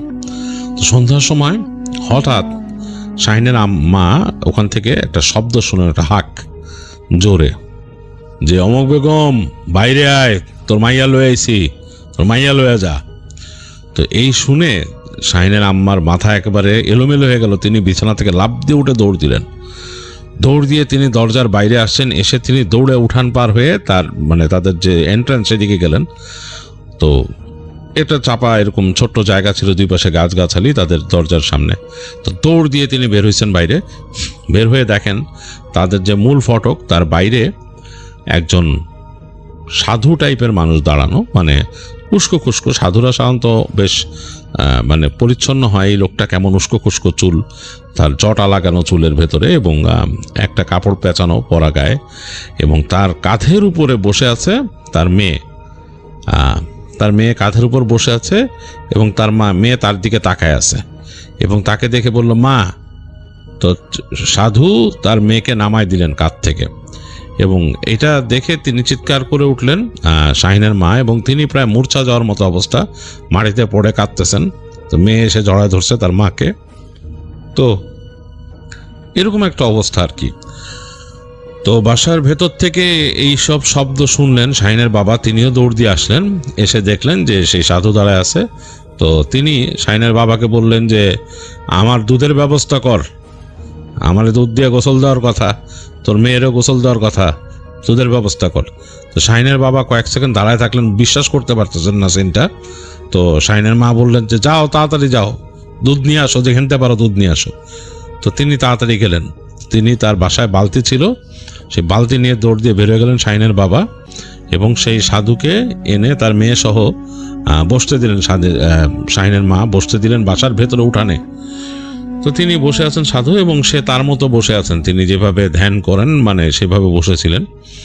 আর অন্ধকার হয়ে গেছে। তো শাহিনের মা তাড়াতাড়ি বাসার মধ্যে মানে তার যে হারিকেন এগুলো জ্বালালেন, এখানে জ্বালা এনে রাখলেন। তো হারিকেনের হালকা আলো, এবং তিনি চুলা জ্বালাইছেন, ওই কাছে রান্না বাড়া করবেন, সে চুলার চলতেছে আর কি। সেই আলোতে সাধু বসে আছে, এবং তার মেয়েকেও বসা রাখছে, কারণ দুধ দিয়ে গোসল করাইতে হবে। তো শাহিনের বাবা অনেকক্ষণ পর আসলে 1 বালতি দুধ নিয়ে আসছেন। আনার পরে শাহিনের মা নিয়ে সামনে রাখলেন। শাহিনের বাবা বললেন যে এই যে নেন সাধু বাবা, আপনি গোসল করার কথা বলছেন। তো সাধু সেখান থেকে দুধ নিয়ে ঢেলে দিলেন শাহিনের বোনের গায়ে, এবং তারপর নিজের গায়েও ঢাললেন দুধ। তো ঢালার পরে তিনি বলতেছেন নে বালতি নে। তো বলতেছে যে আপনি বসেন, আমরা খাওয়ার আয়োজন করতেছি। তো সাধু কিছুক্ষণ তাকায় থাকলেন, তাকায় থেকে শাহিনের বাবার মুখের দিকে তাকায় থাকলেন অনেকক্ষণ। মুখের দিকে তাকায় থাকেন, আর কিছু বললেন না। তো শাহিনের বাবা তাড়াতাড়ি তার মেয়েকে কোলে নিয়ে এসে আদর করতে করতে ঘরে ঢুকলেন। আর শাহিনের মা রান্নাঘরে চলে গেলেন, মানে রান্নাঘর বলতে আর কি তাদের রান্নাঘর হচ্ছে যে প্রায় খোলা, একটা পাশ খোলা এবং এই পাশে চুলা জ্বলতেছে, তাদের সেই লাকড়ির চুলা, সেটাতে উনুন গরম হচ্ছে, তিনি রান্নার আয়োজন করতেছেন। তো তিনি কয়েক সেকেন্ড এই ব্যস্ততার মাঝে তিনি চিন্তা করছেন যে কি রান্না করবেন সাধুর জন্য। তো তারপর তার মনে হচ্ছে তার মেয়ের কথা, মেয়ের কাছে যাওয়ার কথা। তো তিনি বের হয়ে এলেন, রান্নাঘর থেকে বের হয়ে তার ঘরের দিকে যাচ্ছেন। তাকায় দেখেন সাধু নাই সেখানে, মানে জায়গাটা খালি পড়ে আছে। তো তার কাছে লাগলো, আরে সাধু কোথায় গেছেন? সাধু না বসলেন, তিনি দৌড় দিয়ে গেলেন, এদিক ওদিক তাকালেন, দেখলেন কোথাও নাই, ক্ষেতের মধ্যেও নাই, বাসার সামনেও নাই, কোথাও নাই। এই তো একটু আগে বসা ছিল, কয়েক সেকেন্ড আগে। তো তিনি একটু অবাক হলেন, তিনি দৌড় দিয়ে ঘরে ঢুকলেন। ঢুকে তিনি বাসায় বললেন তার মানে হাজব্যান্ডকে যে ওই সাধুকে দেখছি, উনি তো নাই, উনি তো এই মাত্র ছিল একটু আগে, এখন কই গেছে? তো শাহিন তখন ঘুমায় আছে, এরকম অবস্থা। তো শাহিনের বাবা বলতেছে তো কই দেখি। তো শাহিনের বোনকে শাহিনের মা নিয়ে বলতেছে যে কই ছিলি? তো সে কিছু বলতেছে না, চুপ করে আছে। তো বাইরে এসে তাকায় দেখতেছে যে সাধু নাই। তো শাহিনের বাবা এসে বলতে সাধু তো নাই এখানে। বলে তুমি দেখো, এদিক ওদিক দেখো। তো কিছুক্ষণ শাহিনের বাবা ঘুরে আসলে, এদিক ওদিক দেখলো, বললো না কোথাও সাধু নাই। তো বললো আল্লাহ, তাহলে তো উনি না খেয়ে করে চলে, যখন বলছে না খেয়ে চলে গেল, তখন শাহিনের মার মনে পড়লো যে মিষ্টি খাওয়ার কথাটা। তিনি বললেন যে হায় রে, সাধু তো আমারে বলছিল যে পেট ভরে মিষ্টি খাওয়াইতে হবে, তুই আমারে আর তোর মেয়ের দুধ দিয়ে গোসল দেওয়াবি আর আমারে পেট ভরে মিষ্টি খাওয়াবি, আমি তো মিষ্টির কথা ভুলেই গেছি। তো তিনি যখন শাহিনের আব্বাকে এই কথাটা বললেন, শাহিনের আব্বা বললো হায় হায়, কি করলা তুমি? এই সামান্য মিষ্টি, এই মানুষটা এত কষ্ট করলো, কোত্থেকে আমার মেরে নিয়ে আসলো, আর তুমি মিষ্টিটাই আনতে বললা না? তখন শাহিনের আম্মা বলে আমি ভুলে গেছিলাম, আমি উত্তেজনায় ভুলে গেছি, আমি মনে করছি যে এখন কি খাওয়ামো, তারে কেমনে যত্ন করবো, আমি আর কিছুই ভুলে গেছি। তখন শাহিনের আব্বা বললো যে তুমি এক কাজ করো, বল যাই, আমি এখনই যাই মিষ্টি নিয়ে আসতেছি, চলো আমরা যাই মিষ্টি দিয়ে আসবো তারে তো ধন্যবাদও দেওয়া হয়নি ঠিক মতো। তো বলে শাহিনের আব্বা বাসার থেকে বের হয়ে গেল। শাহিনের আম্মা তো একেবারে অনুশোচনায় বাঁচতেছে না, মেয়েকে বলতেছে কোথায় ছিলি, কি ব্যাপার কি। তো মেয়ে কোনো উত্তর দিতেছে না, মেয়ে জাস্ট চুপ করে আছে। তো বলে তো তুই কেমনে আইলি? তো মেয়ে বলতেছে আমারে ওই সাধু নিয়ে আসছে। কোত্থেকে নিয়ে আসছে? আমারে নিছিল গা মানুষ, ওখান থেকে যে নিয়ে আসছে, সবটিরে ঘুম পাড়ায় দিছে, সবটিরে ঘুম পাড়ায় দিয়ে আমার নিয়ে আইছে। তো মানে তখন বুঝতে পারতেছে না যে কি ব্যাপার, কিভাবে ঘুম পাড়ায় দিল কি। তো তার মা আর এত মেয়েকে জিজ্ঞেস করে না, মেয়েকে মাথায় হাত বুলাই দিতেছেন, তিনি গা হাত পা পরিষ্কার করে দিতেছেন, ই করতেছেন। তো অনেকক্ষণ পরে শাহিনের আব্বা আসলো, এরকম মিষ্টির এরকম ঠিলা নিয়ে আসলো, দুইটা এরকম বড় বড় মাটির ঠিলা নিয়ে বাসায় ঢুকলো। ঢুকে বললো যে এখন তো রাত হয়ে গেছে, তোমার আর যাওয়ার দরকার নাই, তুমি আমারে বলো কোথায় পাইছিলা সাধুরে, সেইখানে যে আমি মিষ্টিটা দিয়ে আসি, ওনারে ধন্যবাদ দিয়ে আসি, আর এই যে মিষ্টিটা যে আমরা ওই সময় আনি না, এর লেগে ওনার কাছে মাপ চাই আসি, যে আপনি কিছু মনে নিয়েন না। তো শাহিনের আম্মা বললো যে এই দিক দিয়ে এরকম যাও, ওই গ্রাম শেষ হলে এরকম তিনি বলে দিলেন লোকেশন। তো শাহিনের আব্বা মিষ্টির ঠিলা দুইটা নিয়ে রওনা দিল। তিনি বেশ ভারী, তিনি অনেক মিষ্টি কিনছে, দোকানে যা মিষ্টি ছিল নিয়ে নিছেন তিনি। তো নিয়ে তিনি হাঁটতেছেন, হাঁটতে হাঁটতে সেই পথ পার হয়ে সেই যে গাছগাছালি কাছে চলে আসছেন। রাত, বাতাস চলতেছে, বেশ বাতাস, এবং ওই দিন অনেক মেঘ ছিল, মেঘে চাঁদ ঢেকে আছে, আকাশটা মনে হইতেছে একদম ঘোলাটে একটা সাদাটে একটা ভাব আকাশের মধ্যে। তো তিনি যখন গাছগাছালির কাছে আসছেন, তিনি বুঝতে পারছেন না কোন দিক দিয়ে ঢুকবেন। তো চিন্তা করলেন যে এদিক দিয়েই মনে হয় ঢোকার রাস্তা, মোটামুটি জায়গাটা একটু পাতলা, সেখান থেকে তিনি ঢুকে গেলেন মিষ্টির ঠিলা হাতে। তো ঢোকার পর তার কাছে মনে হচ্ছে আশেপাশে অনেক মানে কোনো এক্সিস্টেন্স আছে মানুষের, যারা ফিসফাস করতেছে আশেপাশে, কথা বলতেছে কিছু। তিনি স্পষ্ট শুনতেছেন, মনে হয় মানুষ কথা বলতেছে আশেপাশে ফিসফিস করে। তো তিনি একটু ভয় পেয়ে গেলেন যে এই অন্ধকারে গাছগাছালির মধ্যে কে থাকবে ফিসফিস করে কথা বলবে। তো একটা জায়গায় তিনি ওরকম দেখলেন, ফিকে হয়ে আসছে বাইরে। তখন বের হয়ে দেখতেছেন ওখানে আসলেই কেউ একজন আসন দিয়ে বসে আছে। তো উনি যখন কাছে গেলেন, সাথে সাথে দেখলো যে সেই যে আসন দিয়ে বসে আছে, সে মাথা ঘুরালো তার দিকে, তার চোখ দুটো ফাটার মতো জ্বলতেছে, জল জল করতেছে, যেমন অন্ধকারে বিড়ালের চোখ জ্বলে সেরকম। এবং তার দিকে অসংখ্য ইট উড়ে আসলো, লাইক মাটির ঢেলাগুলো যে থাকে খেতে, সেগুলা অসংখ্য ঠাস ঠাস এদিক ওদিক উড়ে আসলো, মানে তার গায়ের মধ্যে লাগলো, মানে কঠিন অবস্থা। এবং একটা ঢেলা লেগে তার মিষ্টির ঠিলা ফেটে গেল, মানে মাটির ঠিলা ছিল, ফেটে টুকরো হয়ে মিষ্টি পড়ে গেল ওইখানে।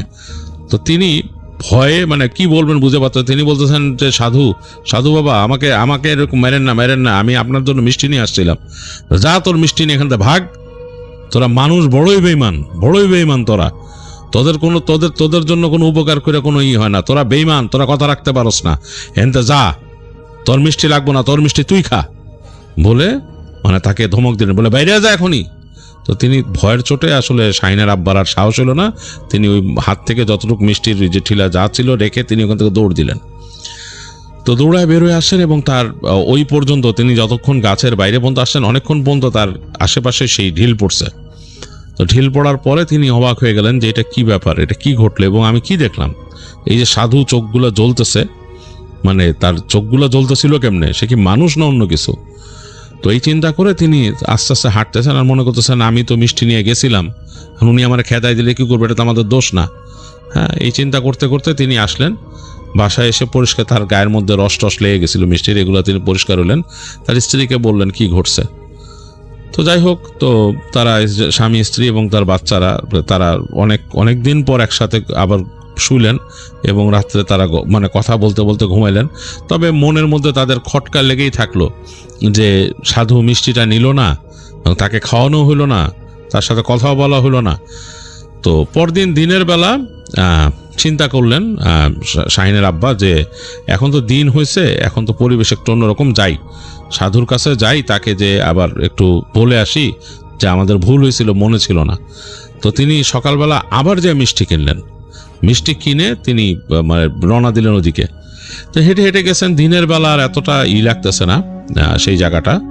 তো হাঁটতে হাঁটতে হাঁটতে হাঁটতে তিনি বের হয়ে গেলেন। বের হয়ে গিয়ে তিনি সেই যে ওই গাছগাছালির মধ্যে দিয়ে ঢুকে একদম ফাঁকা জায়গাটা আসলেন, সে দেখলেন ওখানে সাধু নাই, মানে কেউ নাই, ওই জায়গাটা ফাঁকা, খা খা করতেছে। তো তিনি যখন ওই হেঁটে চলে আসবেন তখন তিনি একটা ফোঁস করে শব্দ শুনলেন, বেশ জোরে একটা ফোঁস করে শব্দ হলো। তো তাকায় দেখতেছেন পেছনে গাছগাছালির মধ্যে একটা বড় সাপ কয়েল করে বসে আছে। এটা কিং কোবরা হবে, বেশ বড় উঁচু, প্রায় তার ফনা 2-2.5 ফিট উপরে মাটির থেকে, ফোঁস করতেছে, মানে মুখ বের করে জিভ বের করে ফোঁস করতেছে ফনা তুলে। সে ফনার ব্যাস এত বড়, এরকম বিশাল। তো তিনি তাড়াতাড়ি ওখান থেকে আর তিনি মিষ্টিটা নিলেন না। তিনি বুঝলেন এখানে অলৌকিক কোনো ব্যাপার আছে। তিনি মিষ্টির যে হাঁড়ি দুটা নিয়েছিলেন রেখে তিনি ওখান থেকে দৌড় দিয়ে আবার গাছগাছালির মধ্যে ঢুকে যান। ঢুকে তিনি বের হয়ে আসেন এবং বের হয়ে এসে যাওয়ার সময় তিনি বলতে থাকেন, সকল প্রশংসা আল্লাহ তাআলার, যার দয়া আমার সন্তানকে ফেরত পাইছি। তিনি ইচ্ছা করছেন বলেই আমার সন্তান আমার কাছে আবার ফেরত আসছে, আর তিনি ইচ্ছা করছে বলেই আপনি আমার সন্তানকে উদ্ধার করে আনতে পারছেন। যে সাধু বাবা, আপনি যেই হন, যেভাবে হন, আমি উপকার স্বীকার করি। আমি কিন্তু আসলে আপনার জন্য মিষ্টি আনতে আমরা ভুলে গেছিলাম। ওই সময় আমরা বাবা মা এতটাই আবেগে বশীভূত হয়ে গেছিলাম যে আমাদের মনেই ছিল না। আপনি এগুলা নিয়ে মনে দুঃখ রাখেন না বলে সে চলতে থাকে ওখানে। তো এই বলতে বলতে তিনি চলে আসছেন। তার কাছে মনে হলো যে তার কানের কাছ থেকে একটা বাতাস চলে গেল, শোঁ করে মনে হলো, একটা শোঁ করে একটা বাতাস চলে গেল। বললো ঘরে যা, এরকম মনে হলো যে বাতাসের মধ্যে একটা শব্দ আসলো যে ঘরে যা। যাই হোক, তিনি চলে আসছেন বাসায়। তিনি আর করবেন কি, তো বাসায় এসে তিনি মোটামুটি পরিবারকে বললেন, তার স্ত্রীকে আর বাচ্চাদেরকে দেখে রাখতে বললেন সবসময়, বাচ্চাদেরকে একলা যেন কোথাও না রাখা হয় এরকম। তো যাই হোক, তাদের এইভাবে সময় পার হলো। তো তিনি পরবর্তীতে শুনছিলেন সেখানকার একজন মানুষের কাছে, মুরব্বী একজন মানুষ, তিনি বলছিলেন যে ওইখানে যে মানুষ বলে পাগল বসে থাকে বা সাধু অনেকে বলে, বা তুমিও বলছো যে সাধুরে তুমি দেখছিলা, ওইটা আসলে মানুষ ছিল না, জিন, ওর সাথেও ওখানে ওর জিনের থাকতো। তো পরবর্তীতে যেহেতু তোমরা এখানে চলে যায়, এরকম ঘটনা ঘটছে, ওইখান থেকে সইরা অন্য কোথাও থাকে সে, হয়তো গেলে কখনো দেখা পাবা, কখনো পাবা না, এই। তো যাই হোক, এর উপকারী জিন, খারাপ জিন না, সে অনেক বয়স্ক, অনেক তার বয়স হয়েছে এবং সে উপকারী জিন, উপকার তো করছেই তোমাদের। তো এই কথা নাকি এক মুরব্বী বলছিল। তো এই ছিল মেহমেদের পাঠানো ঘটনা। মেহমেদ তার সহকর্মী শাহিন, যার বোন হারায় গেছিল, তার ঘটনাটা আমাদের সাথে শেয়ার করলো এবং সে আমাকে রিকোয়েস্ট করেছিল আমি যেন আমার মতো করে ঘটনাটা আপনাদের কাছে শেয়ার করি। তা আমি সেভাবেই শেয়ার করলাম। আসসালামু আলাইকুম ভাইয়া, কেমন আছেন? আশা করছি অবশ্যই ভালো আছেন এবং ভালোর কাতারে আছেন। আমিও আলহামদুলিল্লাহ ভালো আছি। আশা করতেছি যে যারা আপনার অডিয়েন্স রয়েছে তারাও ভালো আছে, এবং আমি ধন্যবাদ জানাই সে সমস্ত অডিয়েন্সদেরকে যারা আমার এই গল্পটা পুরোপুরি শোনে এবং শুনবে। আমি আজকে যে ঘটনাটি বলবো সেটা শুনলে হয়তো আপনাদের শরীরের রোম জেগে উঠবে। আপনারা অনুভব করতে পারবেন যে আসলে পৃথিবীতে ভয় বলতেও কিছু একটা রয়েছে। তো ভাইয়া, এই গল্পটা শোনার পরে আপনারা নিজেদের ঘর থেকে বেরোতে দুইবার ভাববেন এবং নিজের কাছে অপরাধী হয়ে যাবেন যে কেন আমি এত ভয়ের গল্পটা শুনলাম। যাই হোক ভাইয়া, আজাইরা ইন্ট্রো গল্প বাদ দিয়ে চলুন আমরা চলে আসি নতুন আজকের এই এপিসোডে। আজকের এই ঘটনা পাঠিয়েছে রাসেল ভাই কুমিল্লা থেকে। গ্রামের নামটা এখনও আর কেউ উচ্চারণ করতে চায় না। মানুষ বলে ওই নাম নিলে নাকি কেউ পেছন থেকে স্মরণ করে বা পেছন থেকে ডাক দেয়। অনেক বছর আগে সেই গ্রামে একটা পুরনো বাড়ি ছিল। বাড়িটা একসময় খুব জমজমাট ছিল। হাসি গল্প সব কিছু মিলে যেন মানুষেরা একদম বাড়িতে ভরা ভরা ছিল। কিন্তু হঠাৎ এক রাতেই সব কিছু যেন একদম বদলে যায়। সেদিন রাতটা ছিল অমাবস্যা। আকাশে চাঁদ নেই, চারপাশে ঘন অন্ধকার। হঠাৎ গ্রামের মানুষজন শুনতে পায় একটা মেয়ের কান্নার শব্দ। কান্নাটা আসছিল ওই বাড়ির ভেতর থেকে। কেউ প্রথমে গুরুত্ব না দিলেও পরে সবাই গুরুত্ব দেয়। যখন কেউ প্রথম গুরুত্ব দেয়নি, সবাই মনে করেছিল যে হয়তো কারো পারিবারিক ঝামেলা শুরু হয়েছে। কিন্তু তখনও কান্নাটা একদমই থামেনি, বরং যত রাত বাড়তে থাকে তত ভয়ঙ্কর হতে থাকে কান্নার শব্দটা। সকালে সবাই সাহস করে কয়েকজন গ্রামবাসী বাড়িটার ভেতরে ঢোকে, কিন্তু তারা যা দেখেছিল তা দেখার জন্য তারা মোটেও প্রস্তুত ছিল না। যখন কয়েকজন মিলে গ্রামবাসীরা সে বাড়িটির ভেতর ঢোকে, দেখে যে সেটা আজও কেউ ভুলতে পারেনি যা দেখেছিল। দেখল যে ঘরের মাঝখানে একটা মেয়ে পড়েছিল। চোখ দুটো খোলা, মুখে এক অদ্ভুত হাসি, কিন্তু শরীর ছিল প্রচণ্ড রকমের ঠান্ডা। তারপর থেকে শুরু হলো আসল সব ভয়ানক ঘটনা। প্রতিদিন রাত 12টার পর ওই বাড়ি থেকে আবার সেই কান্নার শব্দ শোনা যেত। কখনো কান্না, কখনো বা হাসি। যারা সাহস করে কাছে যেত তারা বলতো যে ভেতরে কেউ তো হাঁটছে, ধীরে ধীরে, খুব ধীরে। মেঝেতে কারো পায়ের শব্দ যেন স্পষ্ট কানে ভেসে আসে, ঠক ঠক করে। কিন্তু দরজা খুললেই কেউ নেই। একদিন গ্রামের এক যুবক ঠিক করলো সে এই বাড়ির সত্যিটা উদ্ঘাটন করেই ছাড়বে। তার নাম ছিল রাশেদ।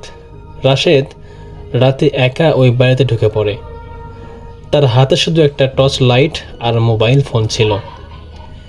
সে ভেতরে ঢুকেই বুঝতে পারল এই বাড়ির বাতাসটা স্বাভাবিক না, যেন অস্বাভাবিকভাবে বাতাসটা বয়ে যাচ্ছে। একটা ঠান্ডা অনুভূতি, মনে হচ্ছিল যে কেউ তাকে দেখছে। হঠাৎ রাশেদের হাতে থাকা টর্চ লাইটটা একদম নিভে গেল। চারপাশে পরিপূর্ণ অন্ধকারে ছেয়ে গেল। ঠিক তখনই তার কানের কাছে একটা ফিসফিস শব্দ এলো, তুমি কেন আসছো? রাশেদ কাঁপতে থাকে। সে ধীরে ধীরে পেছনে তাকায়, কিন্তু পেছনে কেউ নেই। হঠাৎ মোবাইলের আলো জ্বলে ওঠে, আর সেই আলোয় সে দেখতে পায় ঘরের কোণে দাঁড়িয়ে আছে সেই মেয়েটা। চুলগুলো মুখ ঢেকে রেখেছে, কিন্তু ঠোঁটের কোণে একটা ভয়ঙ্কর হাসি যেন ছল ছল করছে। এবং ধীরে ধীরে এক পা দু পা করে সেই মেয়েটি রাশেদের দিকে এগিয়ে আসছে। রাশেদ যখন এমন পরিস্থিতির শিকার হলো, সে দৌড়তে চাইল, কিন্তু তার পা যেন আটকে গেছে। মেয়েটা তার একদম সামনে এসে দাঁড়ায়, তারপর খুব ধীরে ধীরে মুখ তুলে বলে, আমাকে এখানে রেখে তুমি কি এখান থেকে চলে যাবে? এমন কথা বলার পর রাশেদের হুঁশ থাকে না, রাশেদ অজ্ঞান হয়ে পড়ে যায়। পরের দিন সকালে গ্রামের মানুষজন বাড়ির সামনে রাশেদের মোবাইলটা পড়ে থাকতে দেখে, কিন্তু রাশেদ সে আর কখনোই ফিরে আসেনি। লোকে মুখে শোনা যায় এখনও নাকি রাত 12টার পর ওই বাড়ির পাশ দিয়ে গেলে দুইটা শব্দ শোনা যায়। একটা হলো মেয়ের কান্না, আরেকটা হলো ছেলের আত্মচিৎকার। আর মাঝে মাঝে কেউ ফিস ফিস করে বলে, তুমিও কি আমার মতো ভেতরে আসবে? যাই হোক, রাশেদ হারিয়ে যাওয়ার পর গ্রামটা পুরোপুরিভাবে বদলে গেল। সন্ধ্যা নামার আগেই সবাই নিজ ঘরের দরজা বন্ধ করে দিত। কেউ আর ওই বাড়ির দিকে ভুল করেও তাকাতো না। কিন্তু ভয় কি কখনো থেমে থাকে? রাশেদের ছোট ভাই সাইফ, সে কিছুতেই মানতে পারছিল না যে তার বড় ভাই হঠাৎ করেই উধাও হয়ে গেছে। তার মনে হচ্ছিল যে রাশেদ এখনো বেঁচে আছে, হয়তো বা কোথাও সে আটকে আছে। একবার রাতের বেলা সবাই ঘুমিয়ে পড়ার পর রাশেদের ছোট ভাই সাইফ চুপচাপ বেরিয়ে গেল তার গন্তব্যে। আর তার গন্তব্য হলো সেই পুরনো অভিশপ্ত বাড়ি। বাড়ির সামনে দাঁড়াতেই তার বুকের ভেতরে ধরপড় শুরু হয়ে গেল। দেখলো যে হাওয়া নেই, কোনো বাতাস নেই, তবুও আশেপাশের সমস্ত গাছগুলো কাঁপছে। মনে হচ্ছিল কেউ যেন তাকে ভেতরে ডাকছে, এসো, ভেতরে এসো। সাইফ বাধ্য হয়ে সেই বাড়ির মেন ফটক দরজাটা খুলে ফেলল। দরজাটা ধীরে ধীরে কাঁপিয়ে কুকিয়ে উঠল এবং শব্দ হলো, যেমন কি একটা শব্দ আছে না, যেরকম এমন শব্দ হলো। ভিতরে ঢুকে সে থমকে দাঁড়ালো। দেখলো মেঝেতে ধুলো জন্মে আছে এবং পুরনো বিছড়ি গন্ধ আর এক অদ্ভুত ঠান্ডা অনুভব হচ্ছে।